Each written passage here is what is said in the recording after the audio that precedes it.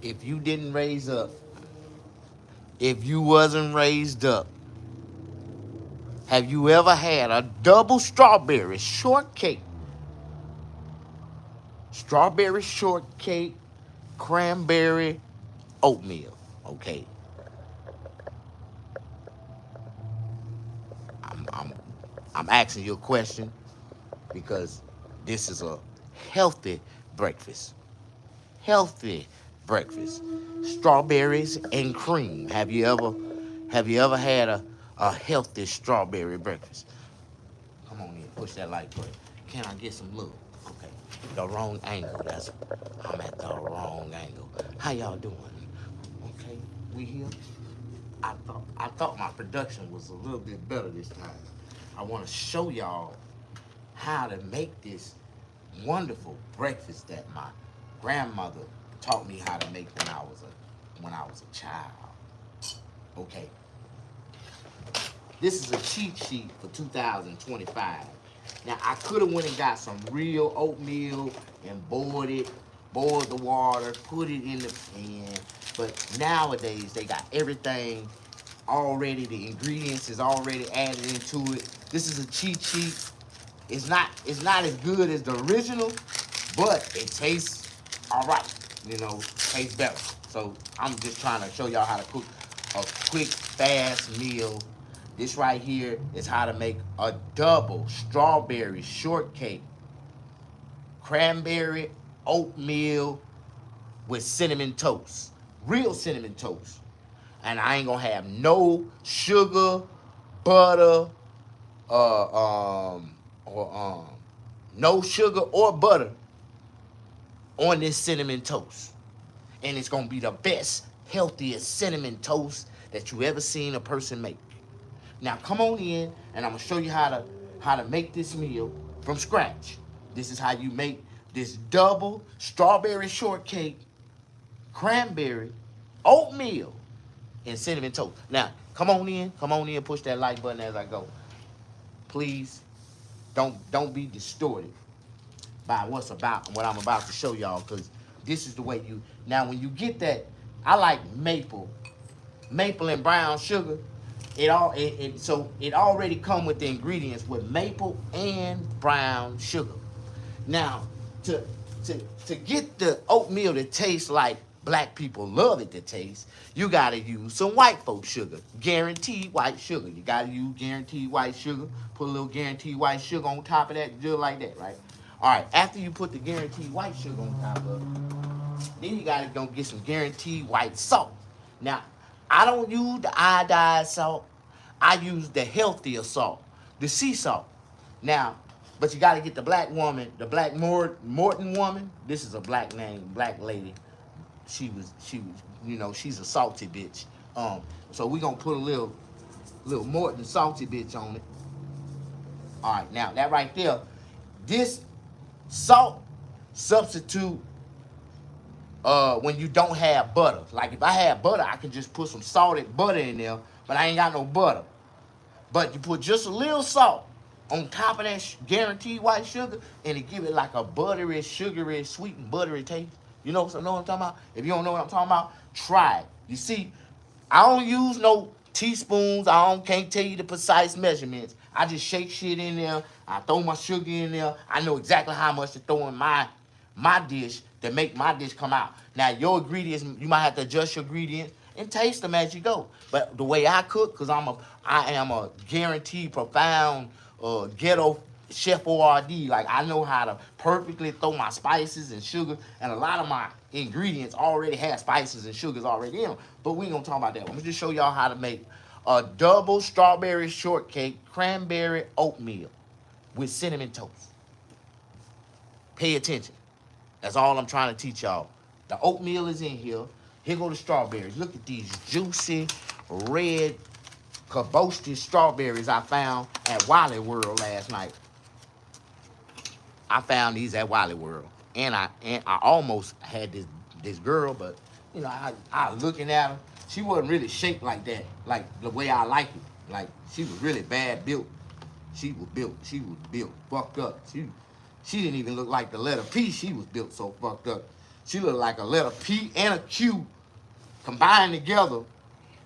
And she was knock-kneed, and I was like, God, you ain't. Well, I done seen you make a lot of ugly women, but this one right here, Lord, take the cake. That bitch was ugly. That was the only action I had last night with that ugly motherfucker at Wally World. Anyway, I just can't, me myself personally, I just can't talk to an ugly person. Like ugly? Like I'm already ugly. Like two ugly motherfuckers. Yeah, we might make a pretty baby, but when that motherfucker grow up, yeah, I already know that nigga gonna be ugly as hell.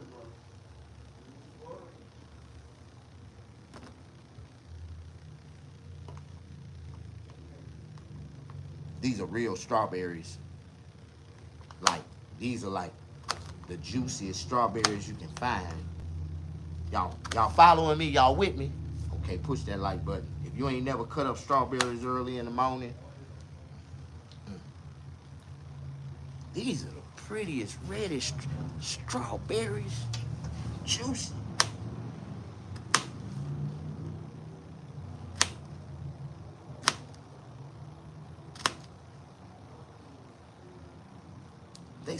They so juicy and red. I really want to taste them, but I don't want to fuck my appetite up.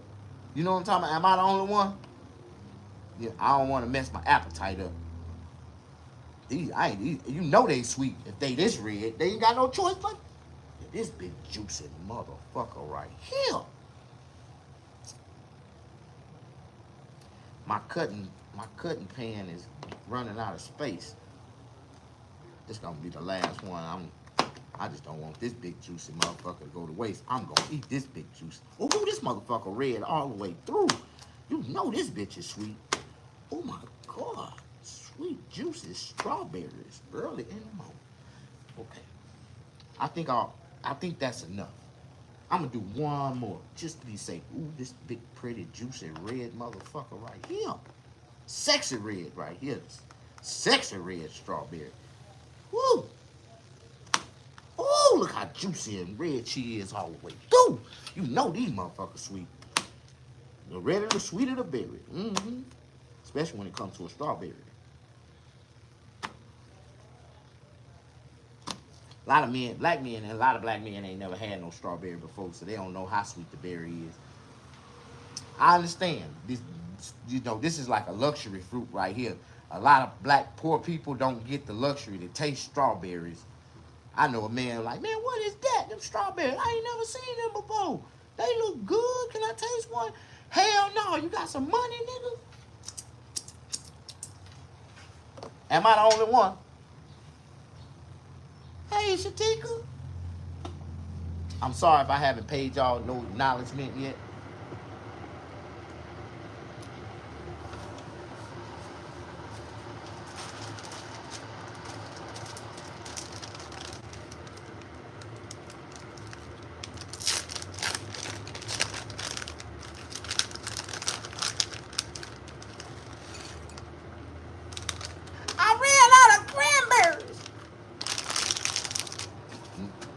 Black people don't, I eat healthy.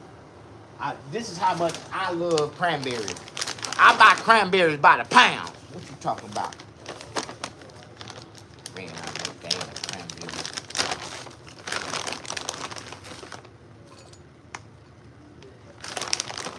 cranberries. You should sufficiently put at least a good handful of cranberries in your oatmeal.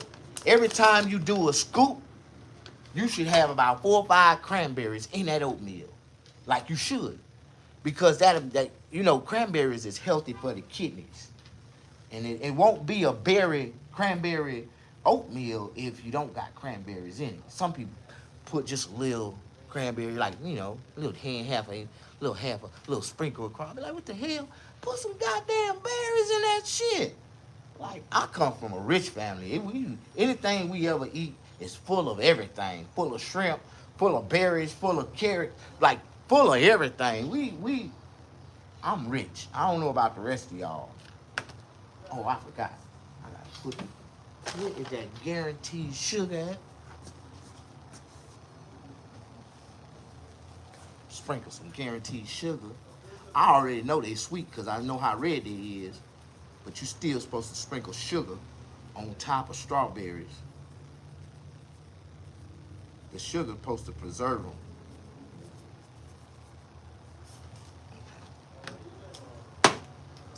Alrighty. The best part of it all is this. Okay.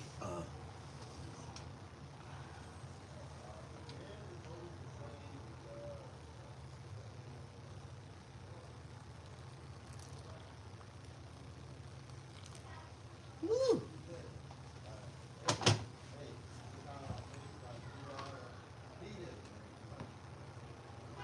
Oh, I smell it instantly. Oh man, that's what I love about instant. You can smell the oats roasting and aroma, the aroma smell of, oh my God. All right, we finna make this cinnamon toast. No, I'm gonna make the toast last. I wanna make the toast last because I want the toast to be the hottest thing, anything. Okay, we're gonna get this cinnamon toast going. If anybody's watching me and they like what they see right now with y'all, please push the like button. Engage a little bit.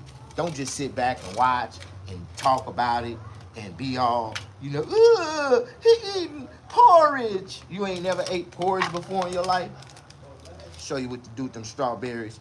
Okay, we got the strawberries right there. You're gonna sprinkle a little more sugar on top of them strawberries. You make sure you got sprinkles, you know, on them strawberries. The sugar preserve the strawberry. They make them don't. You know how, like, you know, strawberries are aged real fast or they soggy up and shit. You put the sugar on them and it slow down the process of the. Okay. Last time my oatmeal was a little too watery, so I'm trying to make sure I didn't put too much water inside that oatmeal. We're gonna let this boil for a minute. Man, I get it right every time. Man, it tastes like it got butter in it. Perfect. All right, so we're gonna take this bowl, create this strawberry shortcake. Once the oatmeal is done, you're gonna dunk the strawberries on top of this. Look at here.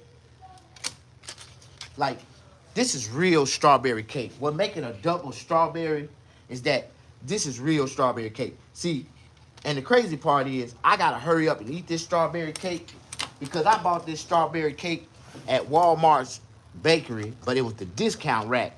And I looked at the date, and it said that I had to eat this by the 21st. Y'all know what today is? Huh? What's the date? They gave, man, Walmart need to quit selling this goddamn old ass food talking about we gonna give you a discount, but it expired that day. Like, what the fuck? Like, they only let, see, poor people, and I ain't saved for $2, $1.24. I should have went on and just spent that extra $2, that extra $1.24, because if I spent the $1.24 extra, hell, I would have had at least a 2-week out. I could have let this cake last for 2 more weeks, but trying to save $1. You see, this what po niggas do, try to save $1. Now, but it's still good this morning. It just ain't as soft, as fresh as it was 2 weeks ago when they first put it out on the goddamn counter. Y'all know what I'm talking about? Yeah. So anyway, okay. You double stack. You wanna put. See, when you make the strawberry shortcake, you need 2 pieces of strawberry cake anyway. You put 1 piece right there. You're gonna put some. No, I forgot. What really gonna make this pop is this shit right here. You gotta be able to get this. If you ain't got none of this, you ain't gonna be able to even make your strawberry shortcake pop. Now, you don't need the strawberry glaze like white folks. That make it very unhealthy.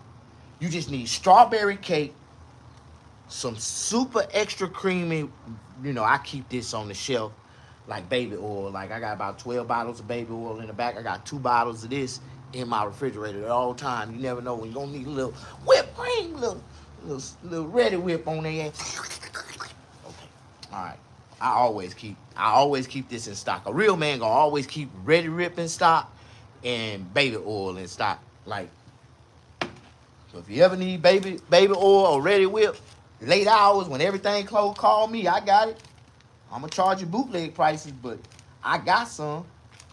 Okay, I like to fill this up with strawberries on top of the first layer of cake.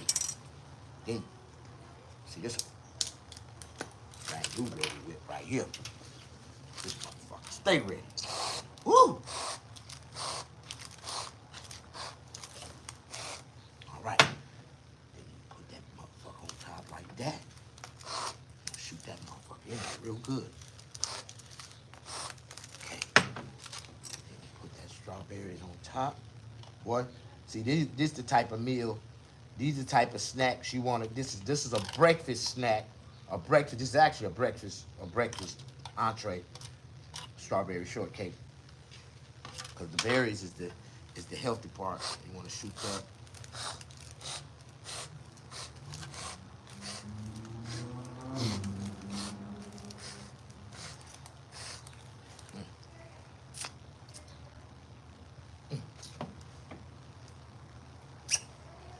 Hello. Hola. Hi, I'm selling tamales. Would you like some? Not I this have morning. pork, chicken, and chili with cheese. Not $3 each. Not this No? morning. Not this Okay, morning. thank God you. bless you. Damn, $3 a tomato? Hell no. $3. Y'all trying to get the same price the grocery store. That's why I ain't buying them out the grocery store. You might pay a goddamn $3 for one tamale. Tamales is $1. Two for $1. I can't wait till I find me a Mexican girl. I put the dick on her and make her cook some goddamn tamales. I'm gonna be out here selling them two for $1. Two for $1. Tamales. Two for $1. Trying to steal. Oh, she ain't look good enough to put the dick on her. She's too old. She about 45. Man, I don't know which way to start with this strawberry shortcake.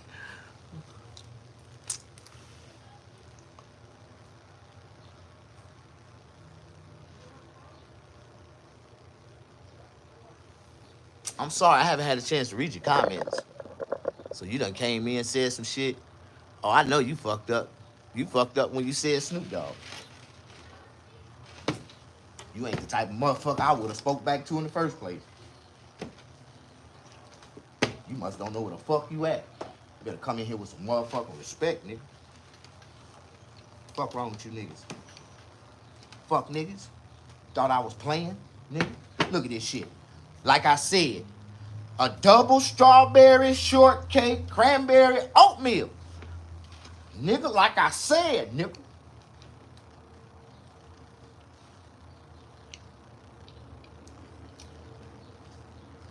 It's hard to get it right the first time, but I do every time because I know exactly the precise amount of ingredients to put in my shit. Mm. Mm. Mm. See, I be eating too rich on these niggas. Some people be like, Snag, why you ain't got diabetes? Double diabetes. Nigga, all the shit I be seeing you eat, nigga, you ain't seen me eat shit, nigga. Every time you see me eat, nigga, I'm eating healthy. Mm. Mm. Mm. Mm.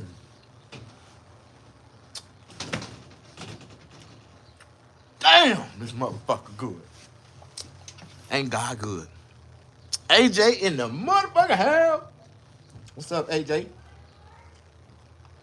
I'm just eating on these niggas. I'm eating, man.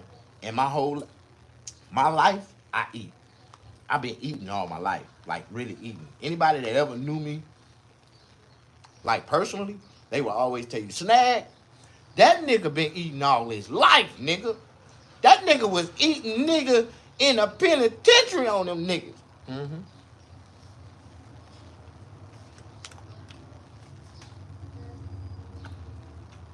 I eat everywhere, bro. And when I say eat, see, my definition of eating ain't your definition of eating. See, my definition of eating is that serious. You see them that gold spoon and that gold fork right there? It's a gold fork. Well, it's a gold fork on this side, and it's a gold spoon on this side. All right. I used to have a gold chain with a gold fork, a spoon, and a knife welded together. Nigga, I always eat, nigga, with diamonds on them up. I used to have a gold chain. Then I had another big ass gold chain with a big black diamond, like big ass black diamond. Motherfucker did not like that chain.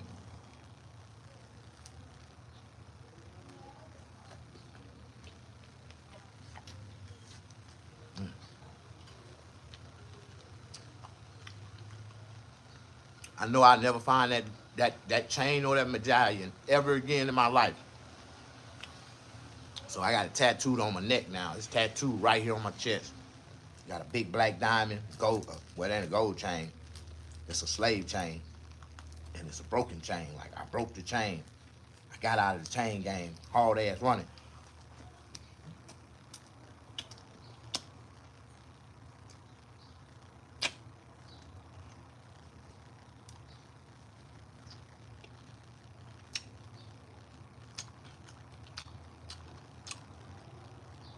I don't know what just happened. I almost died.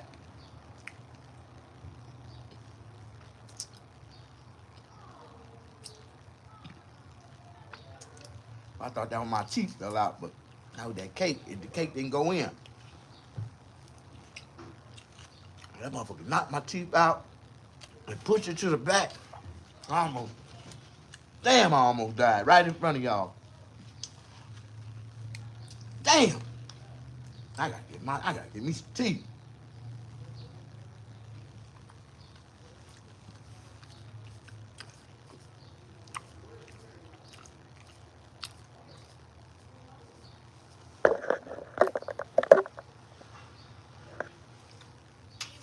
Say you love maple. If I was fat, I might be pushing the line for diabetes. But I'm too skinny, too small.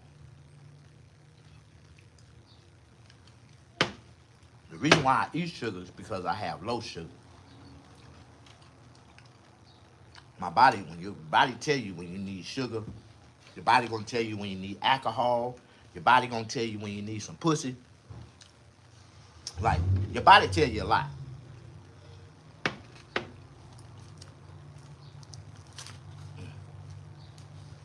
Oh, these strawberries. Strawberry shortcake here. See, if you got real fresh strawberries, the juices off the strawberry put the glaze on the cake. And the whipped cream. Mm, mm.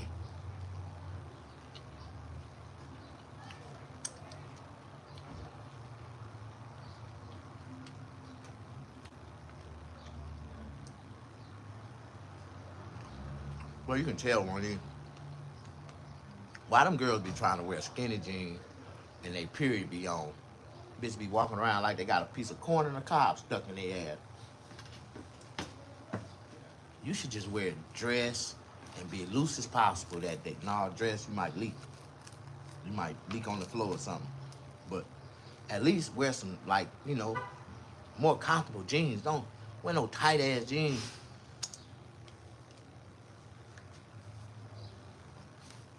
Women be thinking men don't know when they bleeding.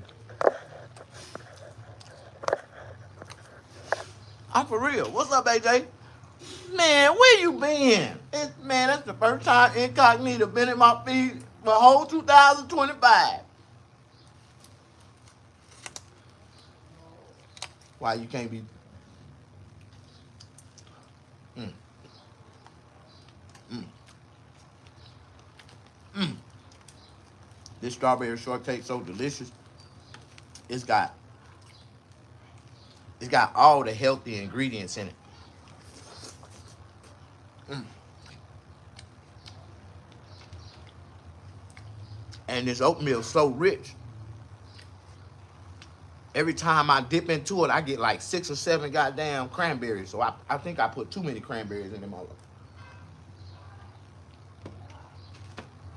But it's good. You know, strawberries make you feel a certain type of way. Make you feel better.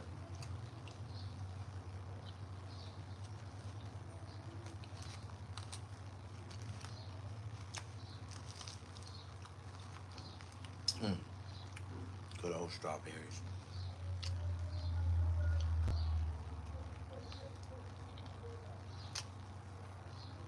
First time this year I had strawberries. I'm gonna eat this whole basket of strawberries before the day out.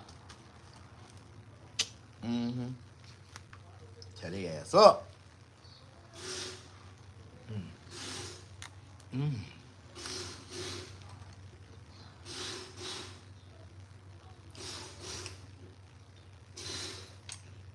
I never even made it to my cinnamon toast.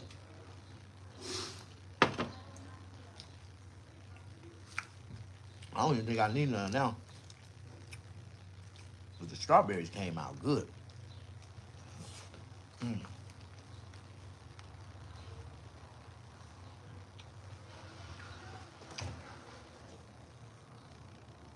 I don't know if it's a strawberry cake,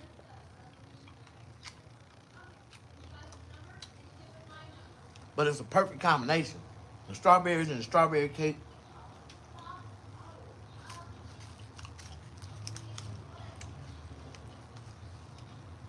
Last time I bought the strawberries, I never ate them. I never ate them.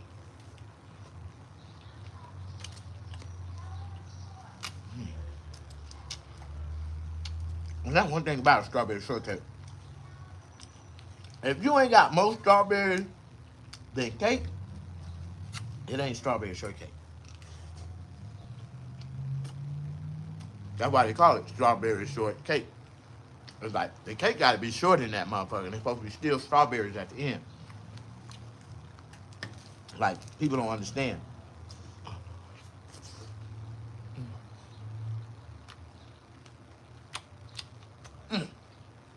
Man, you know it's fucked up? Because I only got like 1, 2, 3, 4, 5, 6. I only got 7 teeth in my whole mouth, right? And I have to juggle and chew on this side and throw them motherfuckers on that side. And well, I ain't got no teeth at the bottom on this side, so I really ain't chewing on shit. But the top be jumping down on them. I gotta get me some teeth. That's why I'm so skinny right now. I've been trying to gain weight, and every time I get on the scale, I be like, I'm only gaining 1 or 2 pounds at a time. And then if I skip a day or two without eating, I go back and I done lost 3 pounds. I'll be like, damn, I gotta get my teeth so I can get back on my shit. It be food. It be foods that I be seeing people eat that I want to eat.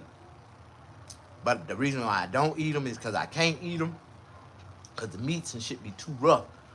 And then, you know, when you ain't got no teeth in your mouth, it's easy to cut your gums, you know, trying to eat on some shit too hard. And then you can't eat because your gums be sore. Like, people don't understand, man, how hard it is to be handicapped like that. That's like the worstest handicap in the world, having no teeth. That's worse than being blind. That's worse than being deaf. Having no teeth, that's worse. That's the worst handicap you can have. That's worse than having 1 leg, nigga. For real. A nigga with 1 leg can still eat a steak. God damn. And a nigga that can hear can eat a steak. And a nigga that can't see can eat a steak. But a nigga that can't eat a steak is gonna die. And I'm that nigga. That's a handicap, man. I don't give a fuck what y'all say. I'm talking about myself right now, not y'all or nobody else. And if you can't accept me for talking about myself and thinking about my problems, I got problems right now.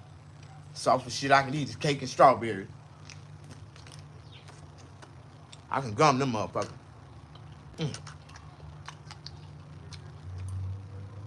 And if strawberries was a texture just a little harder, I wouldn't be able to eat strawberries. They'd be too hard.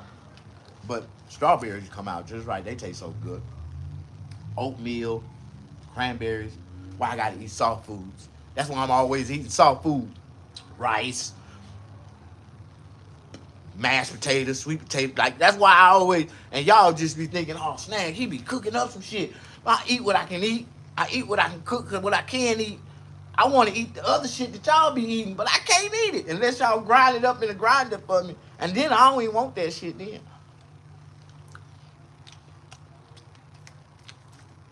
You know, when I was in prison, that's what pissed me off. In prison, they tried to accommodate me because it was a lot of foods that I couldn't eat.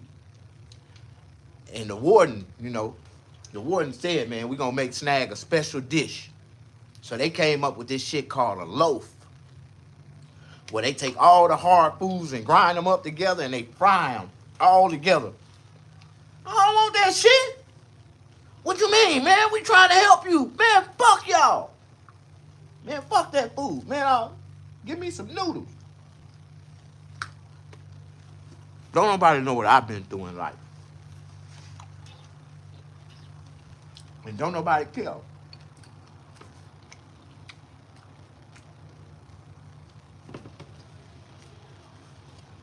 I wonder what that strawberry tastes like in that oatmeal.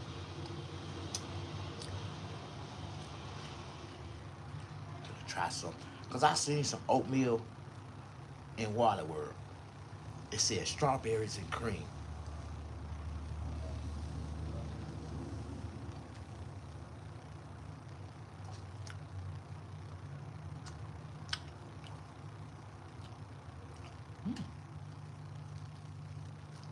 Was they talking about the cream from the Ready Whip? Well, that shit tastes good.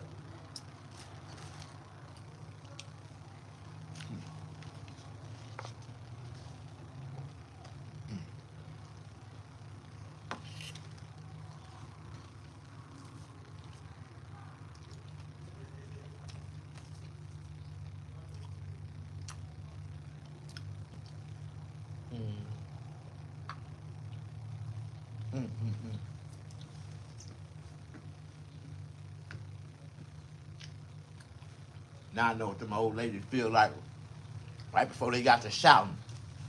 Oh, Lord. Oh, Lord. Ooh, filthy. Whew.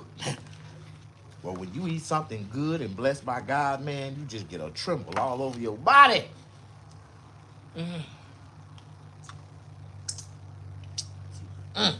Oh, my God. That was good.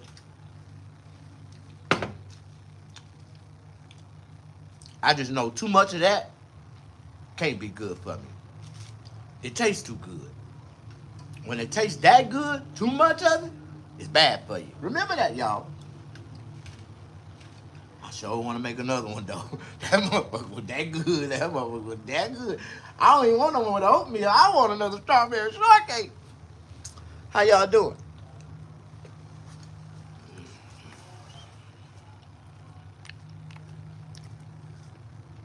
You say we love Gummy Head now. Who the fuck is Gummy Head? Any move is hard and expensive. Like Trump said, there's two genders. See, there you go, coming in here and saying some shit. Cause I'm the sentiment. Wait the fuck a minute. What is going on in here? Trying to save back up 7,200 took me to move.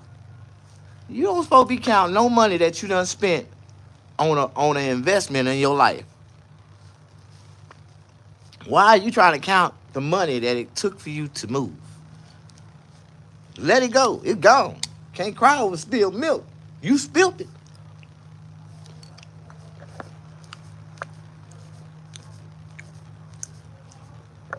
Incognito, you've been unpacking for 6 months now. No, about 2 or 3.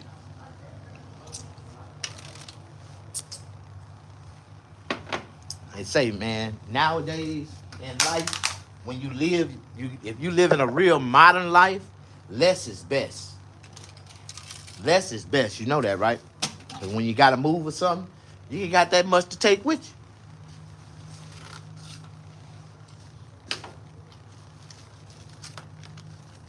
Less is best. In the modern day and age, like, man,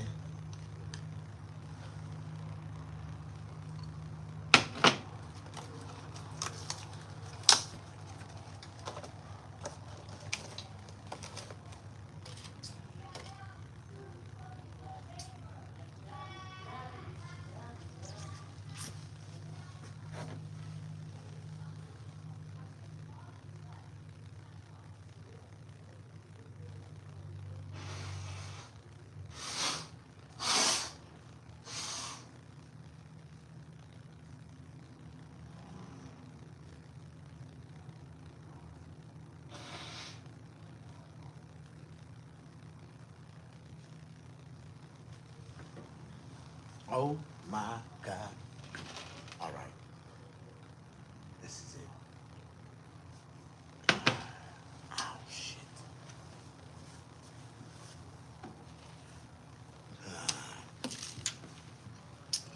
Well, I didn't get past the oatmeal, but I did eat the strawberry shortcake. Maybe it was because it was too much sugar and all that shit. It just made me feel some type of way at the end, but hoo-hoo, I'm full. See, I ain't gluttful though. See, if I was gluttful, I would have forced myself to eat all that shit. See, my mind tell me, stop, Snag. That's enough. My body done told me that's just the right amount of the nutrients that I needed to keep going. So I'm gonna settle down. In this damn bowl.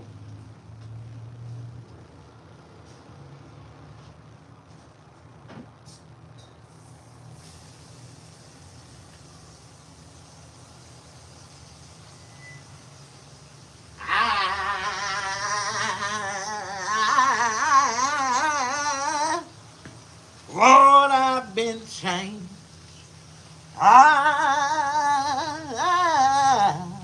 Lord, I've been changed. Ooh, I know I've been changed. The angels in heaven done sign my name. If you don't believe,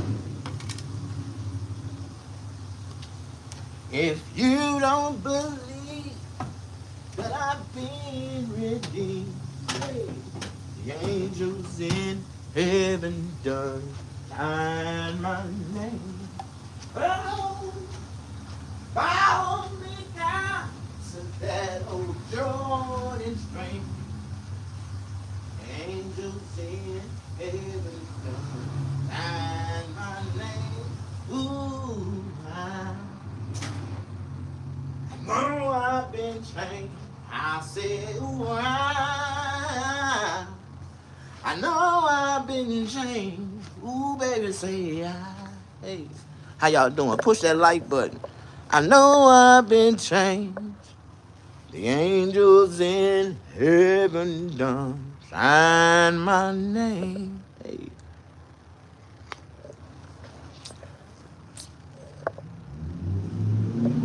I'm late. I missed the whole breakfast. Well, it's gone now, Miss D-Lo. Shit. Strawberries popping. Hey, Miss D-Lo.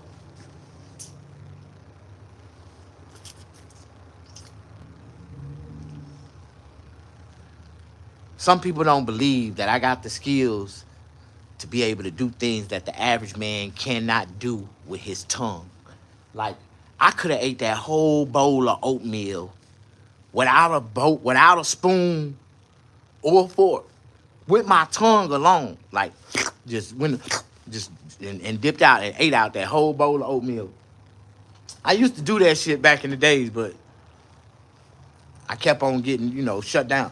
My pages and shit, they were talking about I was doing all kind of pornographic bullshit. And I was like, if I'm just gonna start eating with utensils, I could have ate that whole bowl of oatmeal without a spoon. Just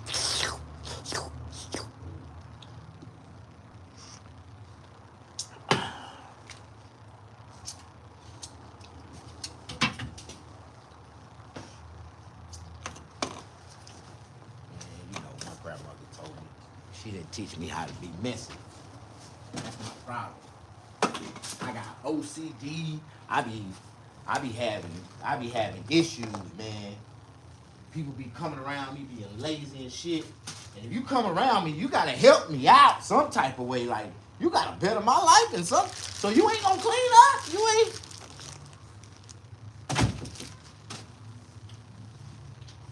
Boy, I got a challenge, right? And I just like to tell people about this challenge. I got this toilet challenge, right? I got a dirty ass toilet at the house, right? And because I know for a fact that any good woman if I ever take a woman to my house and she go in my house and see it's clean as hell everywhere, but then she go into the bathroom and she sit up the toilet and she see the toilet is dirty, that woman gonna clean that toilet. That's the toilet bowl challenge, right? And she gonna tell me about it, but she gonna tell me about it in a girly way, like, boys, y'all be clean and shit in all the right place, everywhere, in the appearance. But you ain't never clean in the right places. But I got you, baby. I got you. I cleaned it for you. Like, that's what I've been waiting to hear. But it never fails. I always get the opposite reaction. Girls go in my bathroom and they come out, ugh, your nasty ass toilet. I be like, what the fuck? You didn't clean it, bitch? Hell no, they ain't clean. Well, man, I open the door. Bye. Bye. You is not the one, bitch. The fuck? You did not. You went in there and you set your ass down on that toilet. You didn't clean it? Oh, hell no. If she like you, she gonna clean it. Like, for real. Honestly, like, for real, man. I done had some, and they ain't gonna talk bad about it. They just know that men ain't, we sometimes we miss spots, and we just miss spots. Like, but you go into my bathroom, my counter space clean, wiped off, mirrors clean. Like, and like you go in my living room, all vacuum, damn couch, everything, pillows in place. Like, but I do that shit intentionally just to see what type of woman that I'm fucking with. Like, that's the toilet bowl. That's the test. That's that toilet test. Like,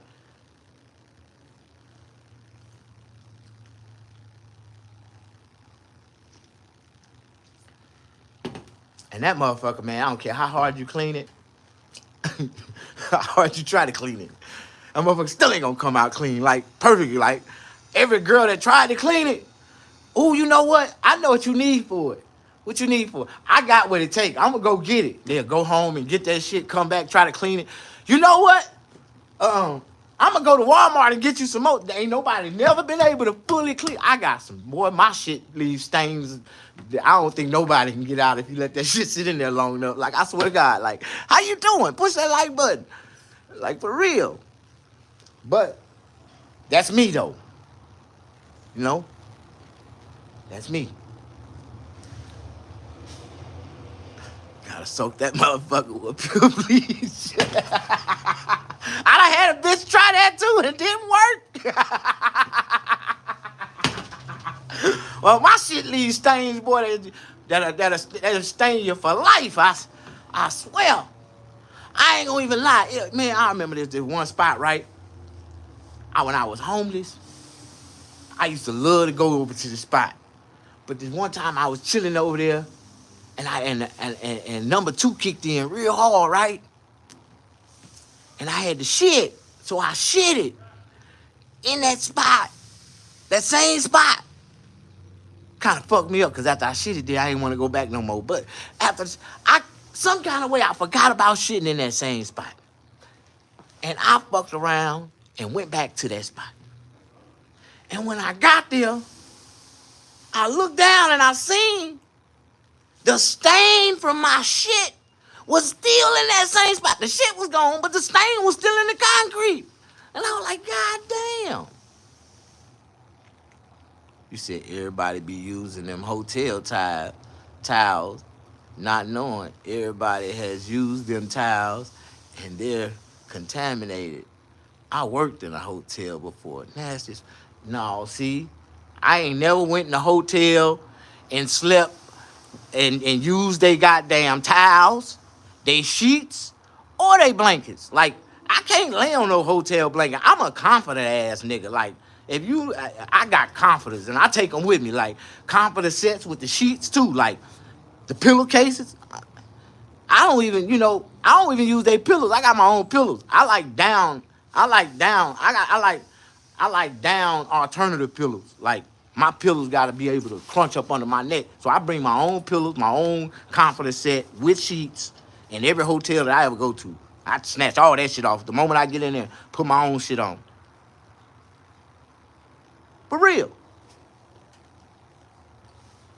Like, I got my, I got my hotel bag. Like a man got a whole bag. I got my hotel bag. I always keep my whole bag. I keep my hotel bag, with my blanket, comforter, sheet sets, my own towels. Like, I got real towels. I got Nautica towels. Like, I like luxury towels. I got polo towels.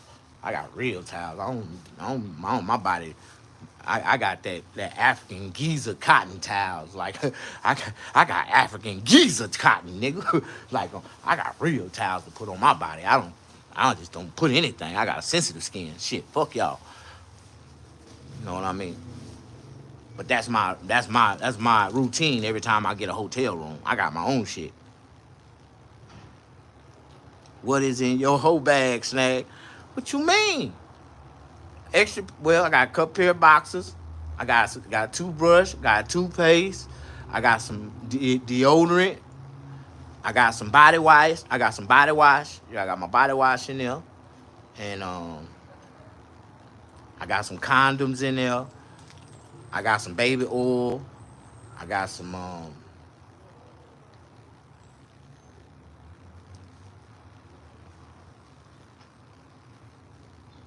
shit, not Kmart, AJ. I shop at Kohl's for my time. Y'all dumb as hell. I shop at Ross for mine. But Ross got the best towels for the right price. 60 to 80% off, nigga. Nautica, Michael Kors, like you can get all kind of. I got some nice ass towels. Like I got a lacrosse towel. I got lacrosse towels. You know, with the alligator on them motherfuckers. Like I got lacrosse towels. I got Nautica towels. I got Ralph Lauren polo towel. Like, all you got, man. Why would you spend your money at a regular retail store when you can go to Ross and get it for a fraction less? Is a towel a certain type of trend you supposed to have in your bathroom?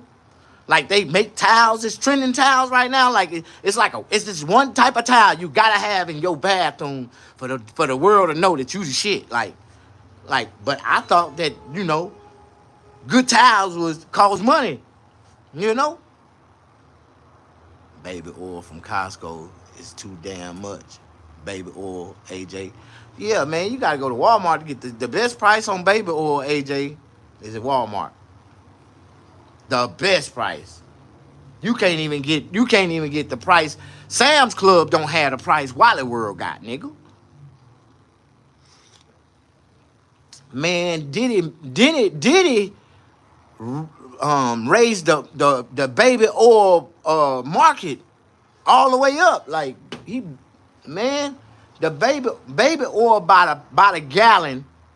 But they sell it by the 50 gallon barrels. Like they sell baby oil like they sell crude oil. You know that, right? Hell yeah. A 50 gallon can of goddamn baby oil right now is going for like $48 a barrel. Now that's the original price of a barrel crude oil back in the days. Now just imagine what inflation gonna look like about 20 years from now. We gonna be paying like $88 a barrel. That's baby oil, not crude oil. Now crude oil is like, I think they trading that at like $80 a barrel right now, $79 a barrel. I think it went down to $59 a barrel, $49 a barrel. It used to trade for $18 a barrel. For real, you remember? I remember when crude oil used to sell for like $18, $20 a barrel. Yep. At the same time, a pack of Marlboros and Newports was like $2 for a pack. I remember. Do y'all remember? Then what in the hell happened between then and now? Ain't nothing changed but the weather. Shit, so why the fuck we letting these people charge us all this goddamn money now? Hell no. Y'all done let these people they thinking like Bezos. They trying to make $400 billion in 1 year. And at the end of the year, after they milk us dry, nigga, they still don't make 200 million. Like, they trying to make billions, but barely making millions. But they draining the goddamn system dry. Do anybody know what I'm talking about right now? If you don't know what I'm talking about, that means you ain't being drained dry, nigga. You don't know what I'm talking about. I understand. But I've been being drained dry for the last 5 years. I know what it feels like to pay bills now. I know what it feels like to run your own business now. For the last 5 years,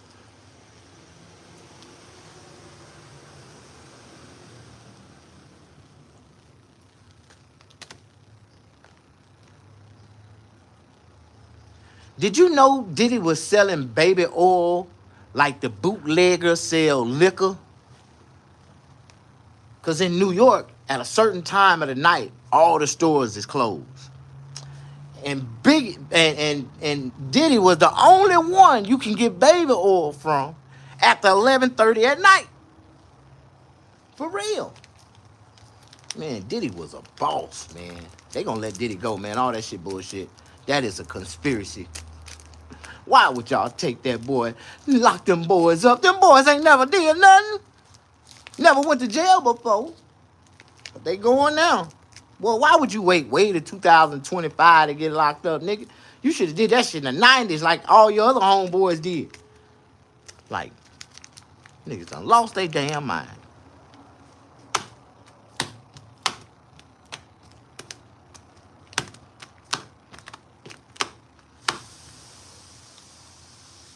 But he good. He gonna be preserved, man. When Diddy get out again, Diddy gonna make some more noise. He'll get out again. They ain't finna give him a life sentence. I hope not. He ain't did shit for a life sentence. Man, the man ain't did nothing.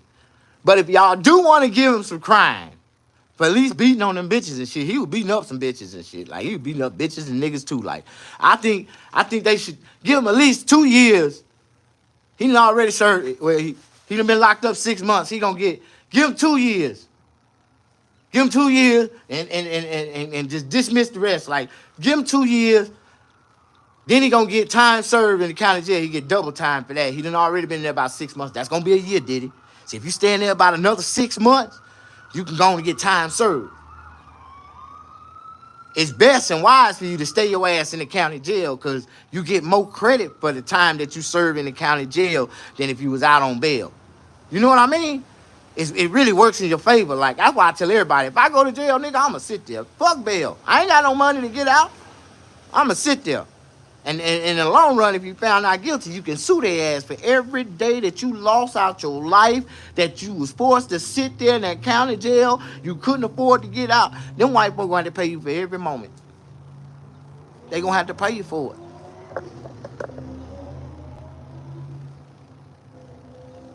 Yeah, Trump coming to their rescue. Trump ain't rescuing nobody. We are Republicans. We don't save nobody. We ain't Captain Save-A-Hoes. You better build your own ship and learn how to save yourself. Because we finna make it rain out in this motherfucker. It's plenty of water, and it's finna be plenty of pieces of wood and branches and all kind of materials you can grab and build your own goddamn raft, nigga. But if you don't build a boat, if you don't build a raft that's strong enough to ride through the tide, I feel sorry for your ass, nigga. I got me a whole ship, nigga, like a whole cruise ship by myself. I'm chilling right now. Y'all don't know what that shit means, but it'll come to y'all in a few minutes, in a few moments. So live like Noah, but God gonna make a way for his kids, man. Just know that if you a child of God, everything that Trump got going on is not gonna affect you. But if it do affect you, that's a sign from God that you're not a child of God. So don't expect for God to come save your ass if you're not his children. Y'all gonna realize the God y'all pray to might not be the right God. You might have to come and jump in my inbox and be like, Snag, what's that God you serve? Because God he ain't answering my prayers. Like, you might be following the wrong God, nigga.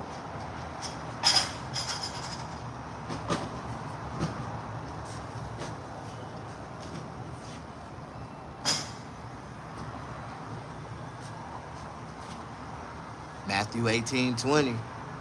You heard that prayer. I ain't got to be the one to tell them. They going to find out they are. They going to find out the hard way.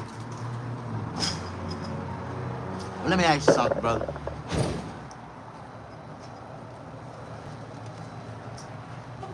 Why do people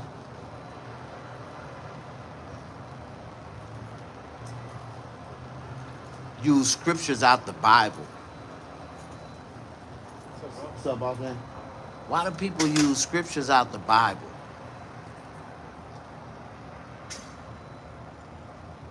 to describe God?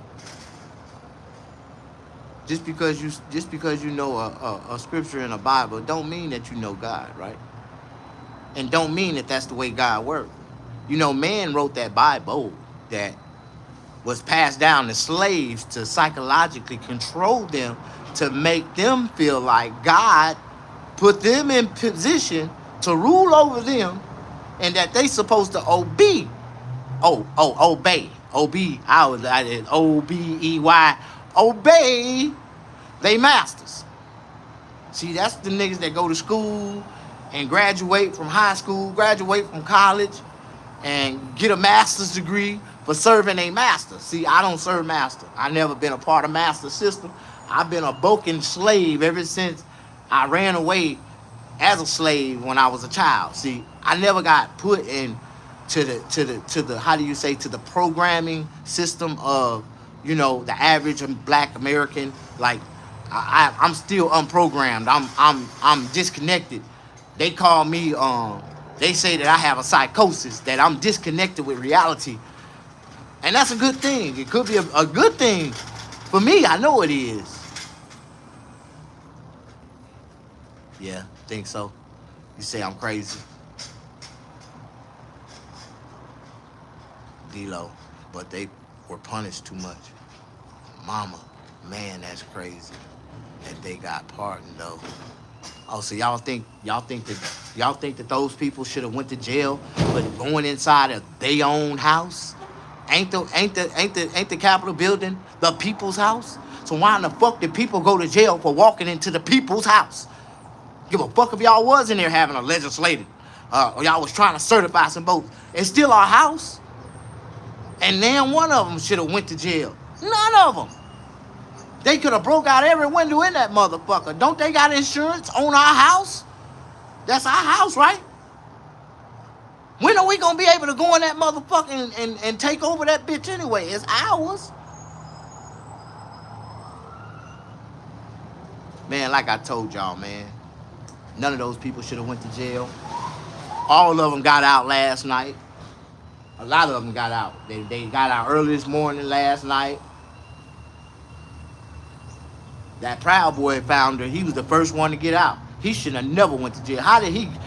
For conspiracy? Boy, anybody can conspire nowadays, right? I know they were happy. They supposed to be happy. Have you ever been released from prison before? Do you know what that feel like? Do you know what it feel like to be released from prison? Shit. Best feeling in the fucking world. Them folks ain't had no business in there for walking into the Capitol building. Now them folks, all them folks, but you know what? The government gonna restart their lives. They didn't do them like they did us. Locked them up, threw them away, and kicked them out, and just, man, all these folks finna get paid. These folks finna be owned. Brand new cars, brand new houses, brand new everything. You get a new house. You get everything 2025. Nigga, I wish I'd have went to jail for going in that motherfucker. Wish I'd have went to jail for going in that motherfucker. Well, that was like an investment, and y'all didn't even see it. Man, them white folks, all them white folks finna get cashed the fuck out. All 1,500 of them. Set for life. Set for fucking life. Gonna write a book. Gonna sell and make millions. But look how much time. I done served 17 years, and I didn't get out set for life. I'm trying to make a way where I can be set for life, but won't nobody listen to me. But they gonna go out and buy them niggas stories. Oh, I got locked up for walking into the Capitol building. All that shit. But they automatically get set up for life for getting a presidential pardon. They gotta let them out. They gotta set them up. They gotta get them. They gotta get them housing. They gotta give them everything to get on their feet. You just don't get out.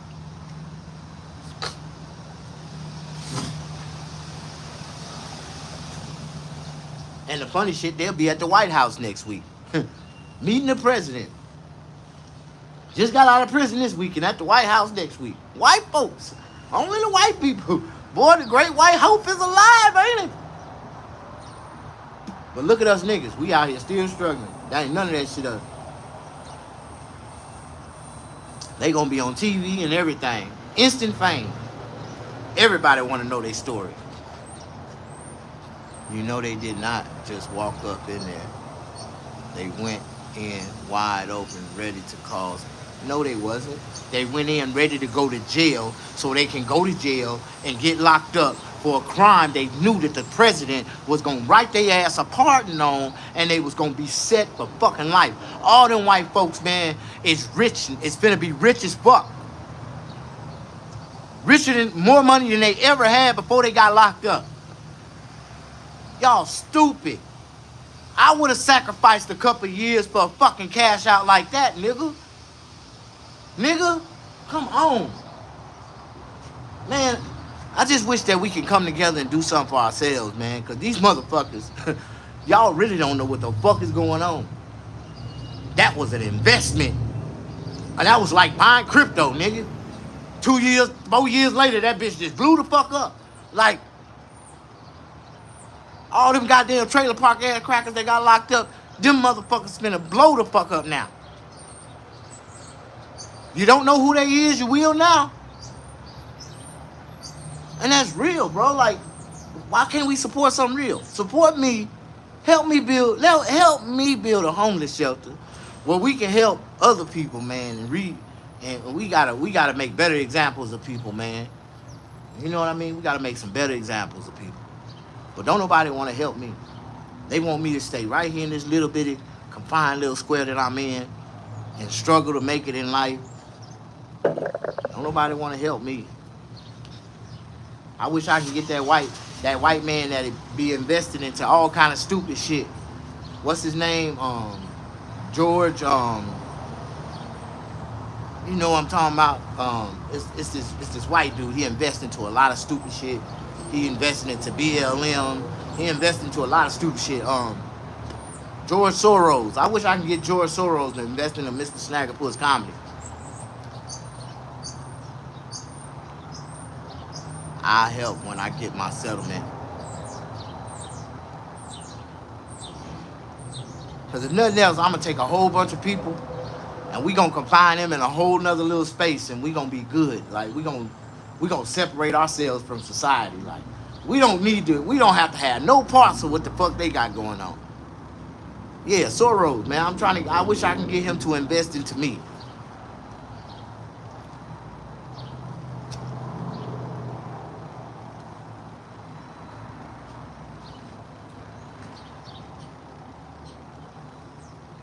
Because I ain't gonna lie. I would take that money and start a security company. I would go to Los Angeles and hire every gangbanger in Los Angeles and give them a guard card with a carrying permit, gun license, and I would buy them niggas AR-15s. I would create an army of a whole bunch of goddamn black men that never before they catch a felony, I'ma teach them like a better way. Like, we gonna create a black army, like Marcus Garvey. Hey, check this out. Did you know that President Biden pardoned Marcus Garvey? You know the government debunked everything that he tried to do for his black people. They sold him a goddamn fucked up goddamn Navy ship that had a hole in it. And then they deported him back to Jamaica, made him look like he was nothing. Like he was a scam artist. Like he was a black man trying to get over on niggas. And this man had a ideology stronger than any black man that I've ever encountered. I've been studying Marcus Garvey for so many years. And that brother was a powerful brother before his time. And he inspired a lot of other brothers. But nobody has ever came with that type of energy, but with a Malcolm X stand, or you know what I mean, and really move motherfuckers with it. Like, that was a powerful brother, man. And nobody took him serious, and that's some fucked up shit. But Biden showed us how the white folks made him look bad. That's why he gave him a pardon. But it's fucked up. Marcus Garvey dead. He can't come back to America now. He got deported. I thought you went KKK on. No.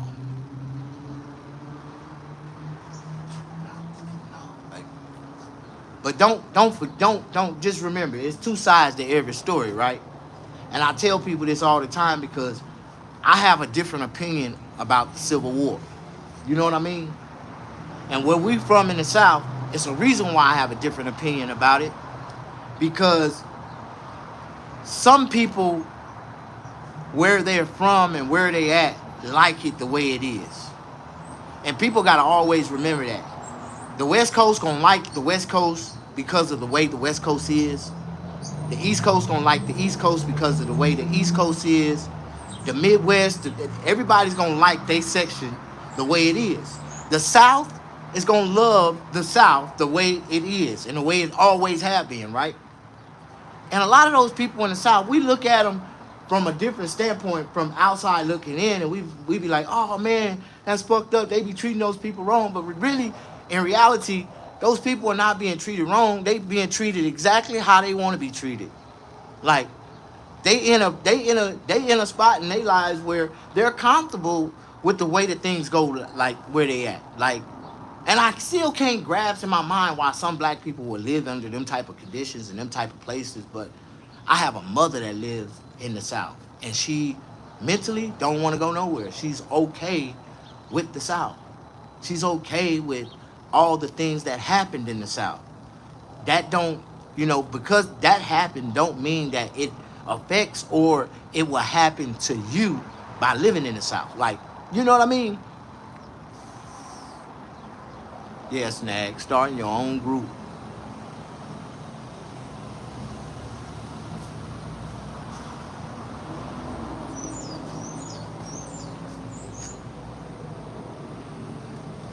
You know what? Right now, at this moment,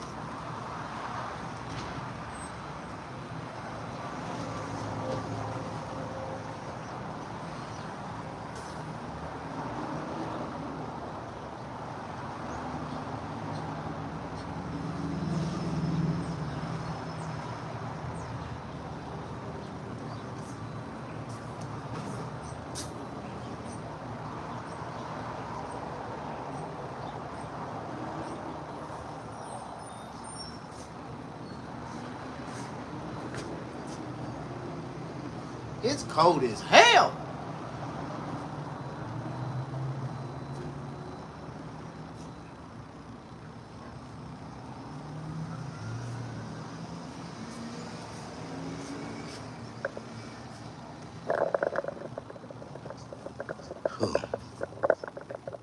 My life ain't like your life. Your life ain't like mine, right?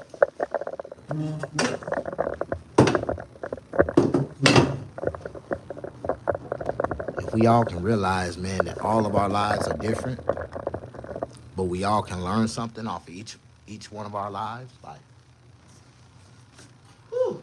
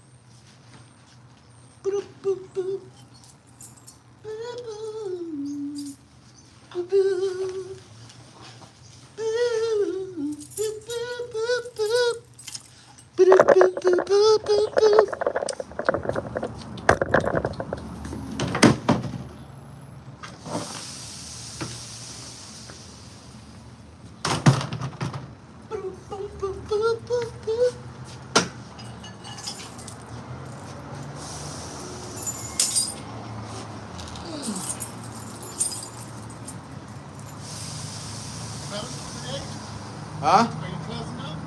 I was finna make a run. You need a haircut? Yes, sir. I swear that's the way it go. I've been here all morning. Nobody showed up. As soon as I get ready to leave, somebody pull up. Come on. As soon as I was finna go, somebody came. I was just finna leave.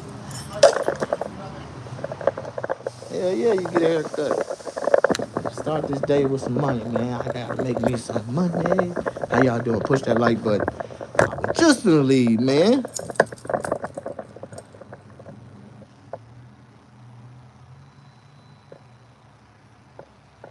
You said you sorry. Man, I only speak by experience. Because of what I went through in the South, I don't feel like no man should live in the South. Not a black man. Ain't no opportunity out there for a black man. I can never make the type of money I'm making in California, in the South. Like, and be able to live and survive and do what I want to do without the police riding by, blowing their horn at you, calling you by your name. Like, I ain't got that. I ain't got to worry about that shit. Just let it know.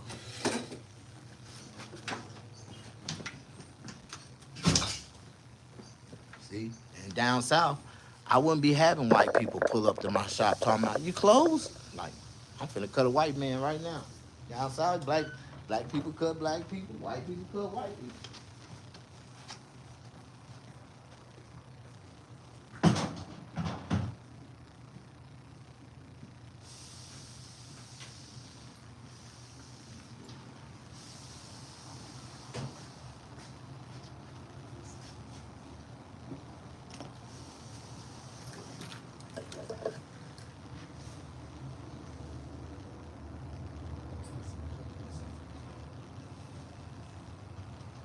How you doing?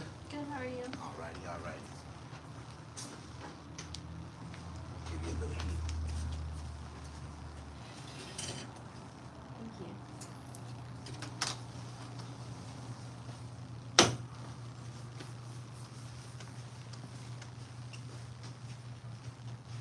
How you doing, man? Good. How you Right. didn't see the motorhome for a while, and I was like, man, I'm gonna go do that right here one of these days. It's advertising, man. Oh, boy, advertising. That's money. I wasn't sure. That's exactly what I was finna do. I was finna get in my truck and just ride around. I said, I'm finna do some mobile advertising. I'm gonna go to the mall. I'm finna ride around. See, I always thought you kind of was there. I didn't know you had an actual spot. Yeah, it's a physical shop. When you walk up to the truck, I got signs on it that say, you know, this is just mobile advertising. Oh, okay. Yeah, I had just pulled up and I was walking around it, and I was like, and then that's when I seen the sign. What What type of haircut you want? Just like a medium fade. Just cleaned it up around the ears and then even up the top. Nothing special. Like put anything on top of it? Yeah. Yes, sir. And what's your name? My name's Raymond. Right? Raymond. Most people call me Ray. What's your name? Damon? Yeah, everybody call me Day. Good to meet you, sir. There you go. Day. Ray Everybody. Day. There you go. How long you had this set up? I think it's about 5 years now. Oh, wow. I live just down the street. How long you been out here? My parents first brought me up here when I was a kid, and then I moved down a couple times. But over and all, probably a little over 30 years. Well, Yeah, see it grow and everything. Yeah. Where'd you come from? Oh, okay.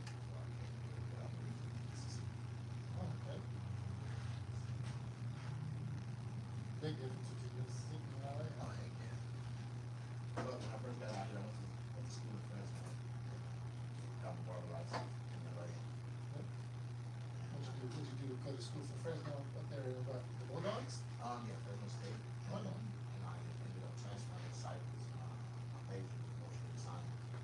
So, playing college life, started partying too much. Yeah. And there was high expectations of my grandparents to graduate. You know what I mean? So, Yeah. I jumped on. I'm like, what you think I should go to Barber College real quick? I can make some extra money. I never went back to school. I never went to Barber. Like when the rest of me said. That's great. My cousin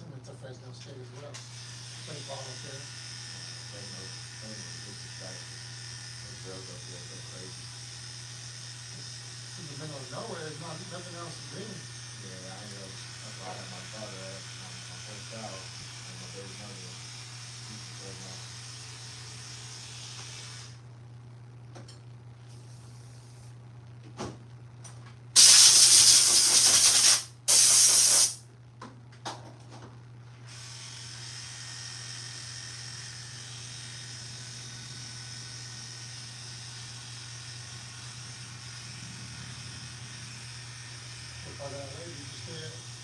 I was like West Hollywood, also people on Robinson, whole thing shop right there, right off on State Road on Robinson. Oh, okay. Then I worked on the south off the railroad, worked there for a couple of years.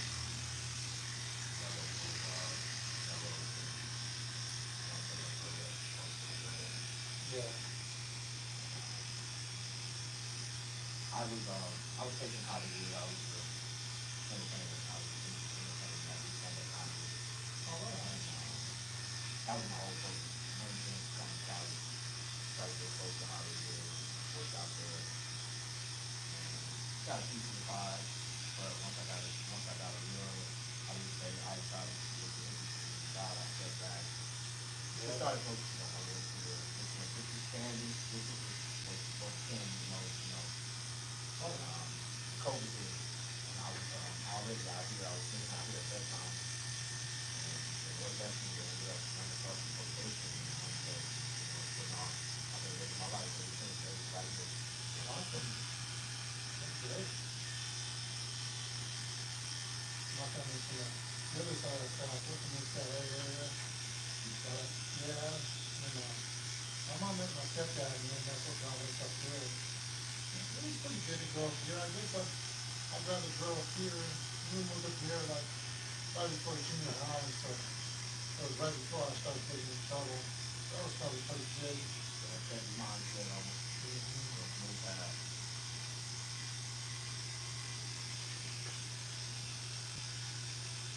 That's right. Yeah, that's my daughter. I got 3 daughters. I have one.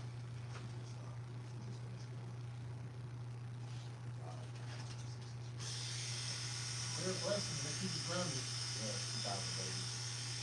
2,000 babies. Yeah, she's 2000 as well. She's still 11? Yeah, that's, I got my son is 14. She's 10. that was them, my youngest, my baby. I got 2 older. One was in the military. She lives up in North Carolina now. What about she? She was in the Army. She was 6 years. Oh, she's out?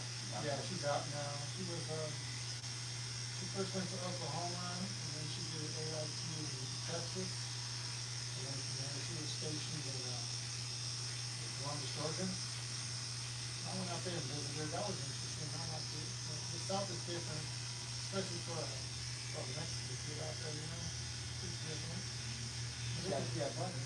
It was a good time.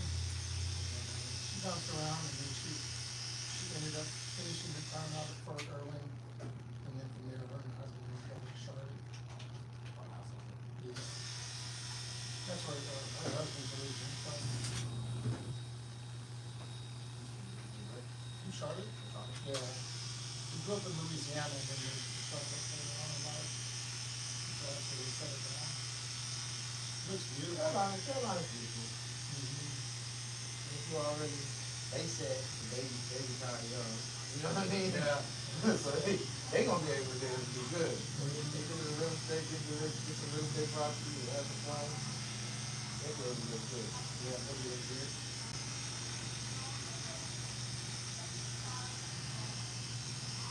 So what type of work you doing right now? I'm medically retired, but I used to paint cars and vehicles.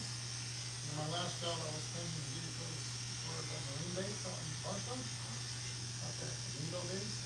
So you got a garage at home? No, I don't paint no more than No. I used to. You know, people like us wanna let you stop. Hey, you sure? I got old school I need you to look at. That's why I used to love building old school cars, but I got pretty bad cancer with all the chemicals and stuff. Yeah. So the doctor suggested to stay away from the chemicals. For the lungs, you know, can't see the lungs and stuff. Yeah. I was very blessed and very fortunate to be here. I terminal cancer. But now I'm just enjoying life, enjoying my kids, just living life, just trying to make the most of it, man. See what's facing that right now. Everybody's on pins and needles, man. What the hell? What's gonna happen next? Where they gonna go? Well, hopefully not. Hopefully. I don't think it's gonna be like that. I know for the most part. But they gonna target a whole bunch of stuff. Yeah. You can tell when he came in yesterday, he signed all kinds of he executive signed all the orders. kind of stuff. I was like, yeah, it's really good crazy. But a lot of the stuff that they messing with is pretty much destroying everything the previous administration had already put in place. You know what I mean? They not studying us right now. They all do that. They all just, you did get it, so I'm gonna reverse it. But the funny part was, you know, you watched the inauguration yesterday? Just bits and pieces of it. Okay, as soon as Biden and all of them left, he turns right and starts talking about He's talking shit about it. That's my thing. I know the funny part. It's a He trick. waited. He said, they hit the car yet? They gone yet? They gone? Okay. They can't hear me? Then he started talking, well, you know we gotta clean up everything that the last minister, he just started talking. Well, he never mentioned my name, he just started talking about it. That was like the funniest He never misses a beat to throw somebody under the bus. Well, that was the funniest move I ever seen. I said, man.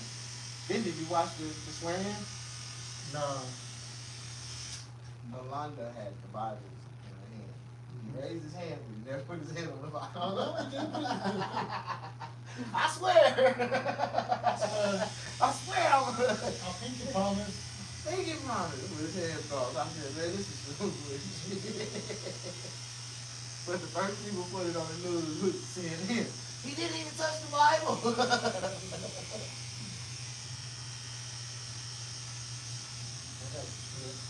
It's gonna be interesting, man. You know, when you look at it the way I see it as a barber, he's the most entertaining president we had last Oh, yeah. Hey, Yeah. he gonna make you laugh every day. He gonna say something stupid that's gonna make you be like, man, what's the fun? It's some wild shit sometimes. It's gonna be some wild stuff, man. He already done started saying stupid stuff.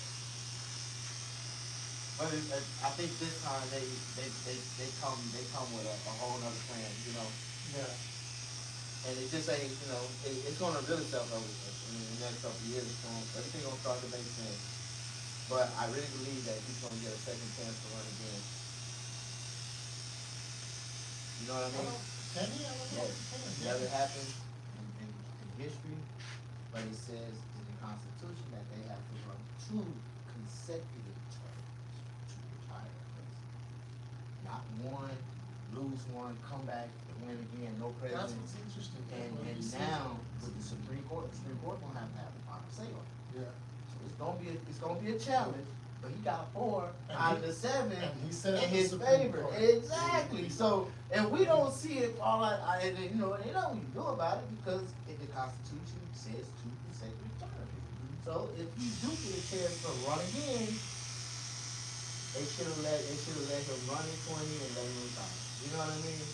They should have never did what they did. If you ever notice back remember when they were doing it was supposed to be the roast on Obama? Yeah. Obama ended up roasting everyone else, but it was, for me, I feel like it was that point when Obama started roasting Trump, and then he told him, he goes, I'm something you will never be, President of the United States. And I think that just irked him right there. For real.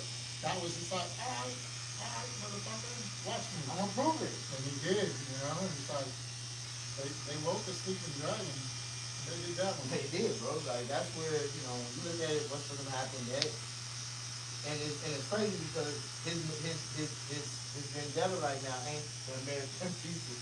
It's all the politicians that was trying to take him out before he got back in office. So he's gonna expose them. He's gonna expose all of them, even though he probably can't do nothing to them. He's gonna expose their dirt where they gonna be publicly famous. You know what I mean? He's gonna expose them. Dr. Fauci, all of them. And, you know, and that's crazy. How did Dr. Fauci and why did he need a pardon? Right? Normally people who are guilty get pardoned. Exactly. Right? So why would he need a pardon And Biden pardoned more people than like, he pardoned all kinds of He people. even pardoned dead people, bro. That's He crazy. pardoned Marcus Garvey. Really? Yes. Why? I don't know that one. But you know that was a complete government. Have you ever seen what they call like now they call shadow ban, neutral banning, neutralizing people, Yeah. overshadowing people from how do you say, raising a good argument or good cause. Good awareness. Yeah, and he had a good awareness program he was trying to bring to the conscience of black people. Where is ours? Where is the people that truly represent our people in our government? Where is our army? Where is our where is our land? Where is our we don't have nothing that other races have economically to compete in our society to say that we have anything. And his main argument was that they put black people in the category of minorities. When we're not minorities. Yeah. We people The white people are the one that are minorities. I didn't say it like that, but when you look at it like this on a minority scale, minorities are people who can't make decisions for themselves. That's where the immigrant and how you say the representation of immigrants are in America. That's why they have Democrats. They make the decisions for the minorities. You know what I mean? Yeah. The Republican Party is for the conservative people. You know what I mean? For the independent people. But the Democrats built their whole platform off minorities. So when they put us in that category as a minority, that's why they say the Democrats represent us. Which in reality, the Democrats ain't never been for us. They was the main slaveholders. They was the main ones that The Democratic Party was the first one. They were the first part. If you remember, history would tell you that the KKK was one of the first people that created the Democratic Party. Yeah. Historically back then. Historically, the KKK was the Democrats. You know what I mean? The grandfathers, the forefathers of the, you know what I'm saying? All of them was members of the KKK. Even Biden.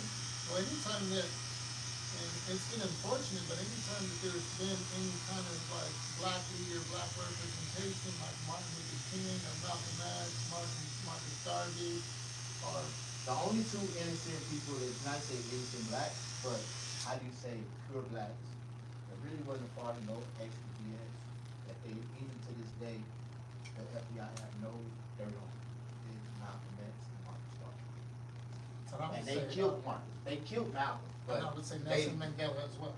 No, Nelson was a part of the program. Oh, really? He has always been a part. Even when he went to prison for he was locked up for a while. but he got locked up through the political system. He's always been part of it.